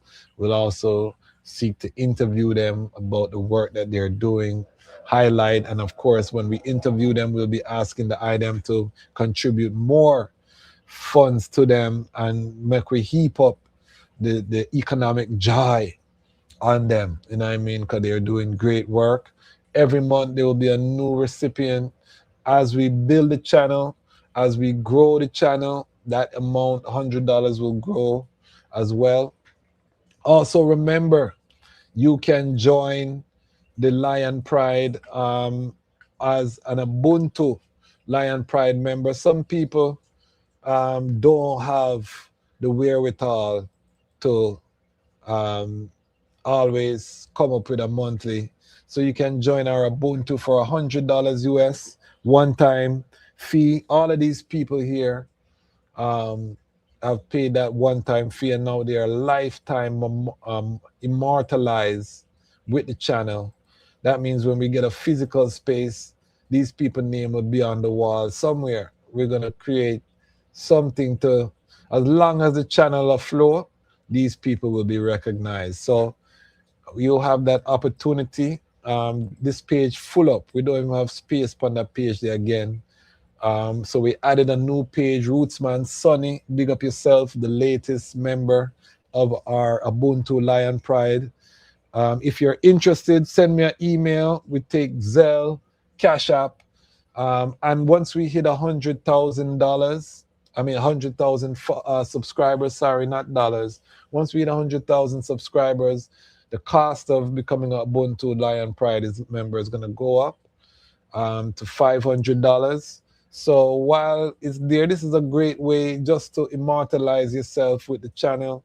If you have a business or your family or just you as an individual, just to show your impact, so that when I'm saying, black people, we watch things, but we don't support, for sure, I'm not talking about the item, because our Ubuntu Lion Pride, I am because we are, you know what I mean? So we give thanks for all of the item who supported I over this uprising. Our goal is to get this into a full-time business operation. We want to hire staff, have a budget, be on location, doing film, hire editor. You know what I mean? We want a first-class Rastafari media operation. So we're still in our early uprising. Big up all of the sponsors who advertise with us. Big up iRoots Records. Make sure if you're buying records or you're buying books, support iRoots Records out of Atlanta, Georgia, California, doing some big things. I think they have the biggest selection of Akabaka records. So check out their catalog. There's a special code for Lion Pride. You can tune in with them. Also, Conscious Reggae concert is coming up July 11th, Kingston, Jamaica. History.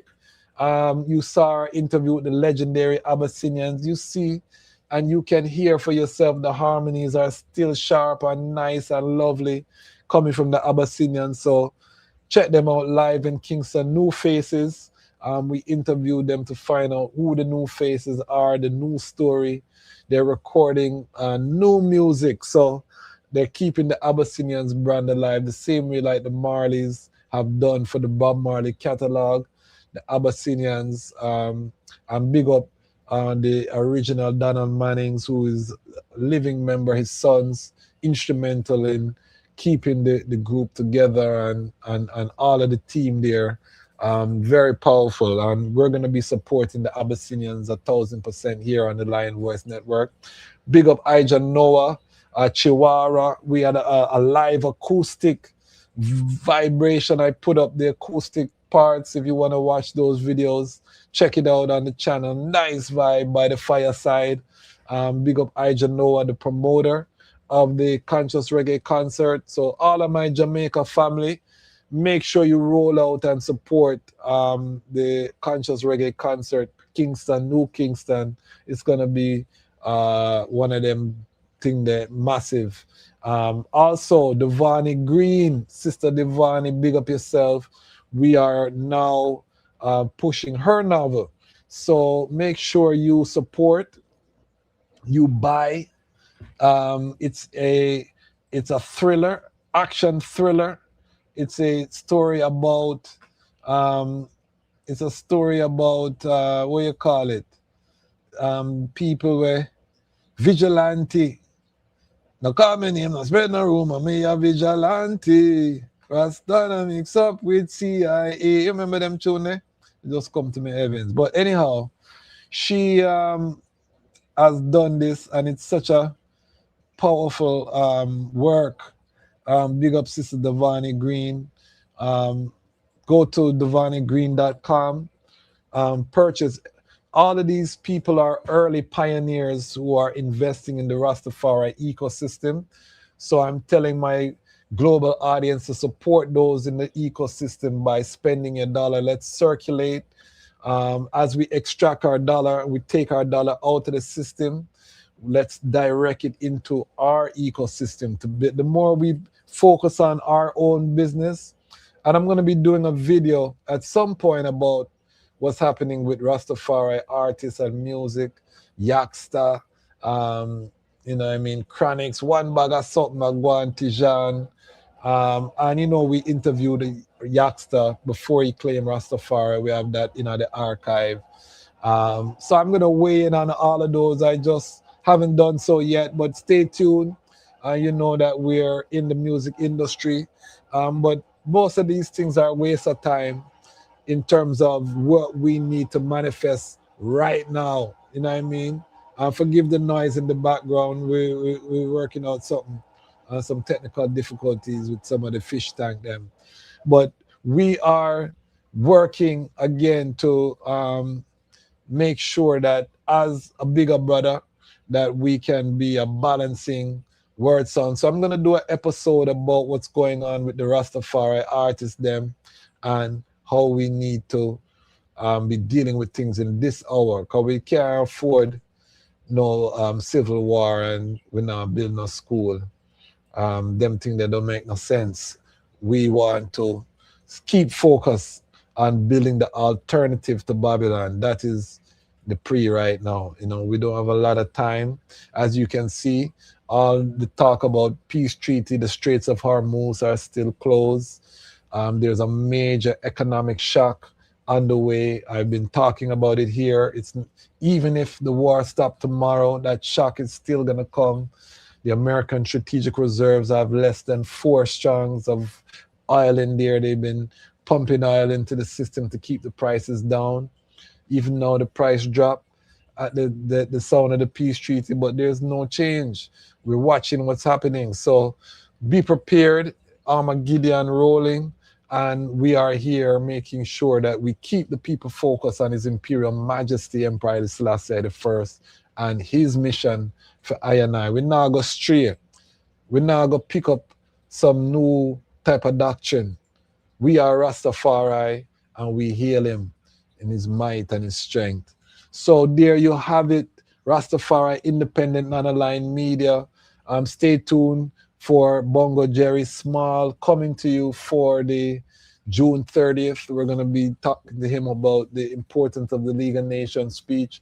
Also have some special episodes planned we're going to announce prior to the end of the month talking about this League of Nations speech. But I just wanted to set the framework for the item. You hear the speech, we went through it, and we'll continue to give them type of sound there. Why?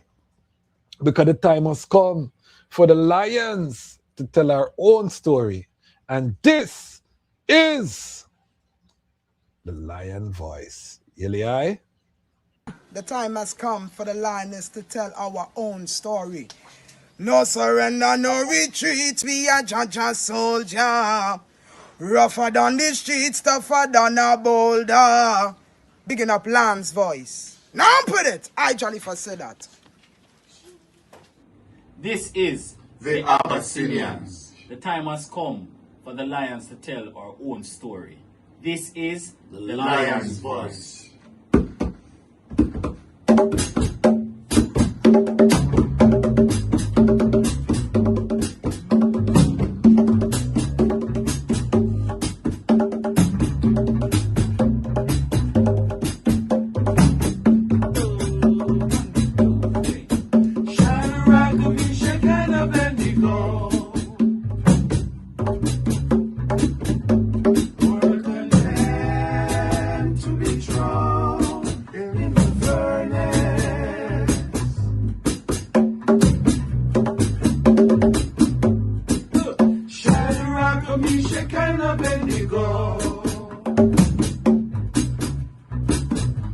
They had no fear, no fear at all.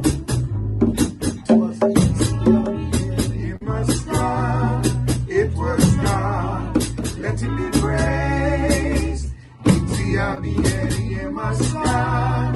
It was God, let him be praised.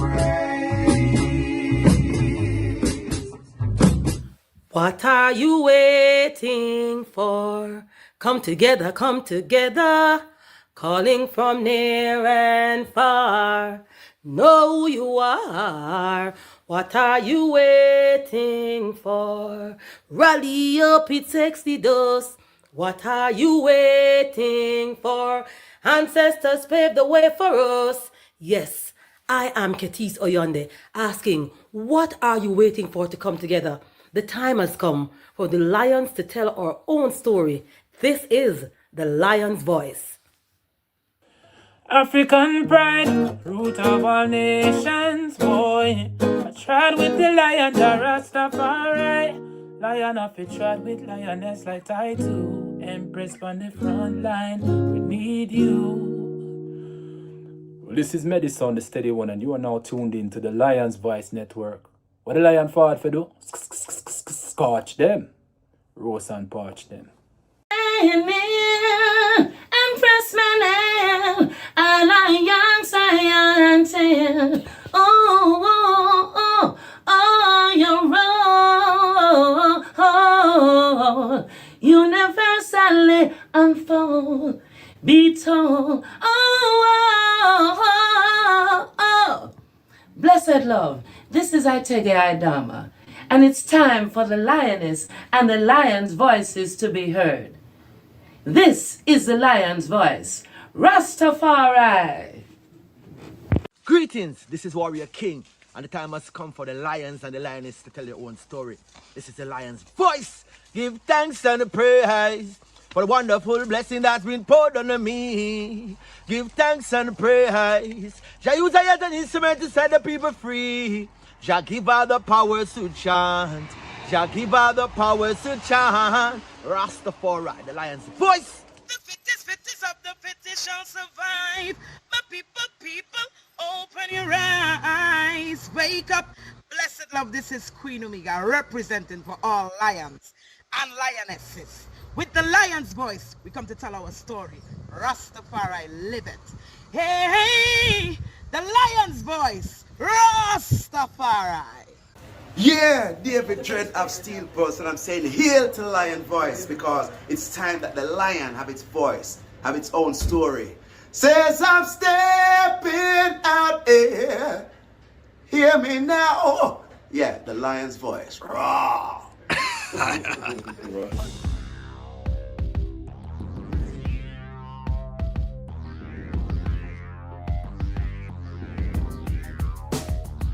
Well, Lion Voice, tell them that's the people first choice. Lion Voice, make the lioness them feel nice. Lion Voice, with the lion cubs we sacrifice. Lion Voice, got to show the people them the life. Lion Voice.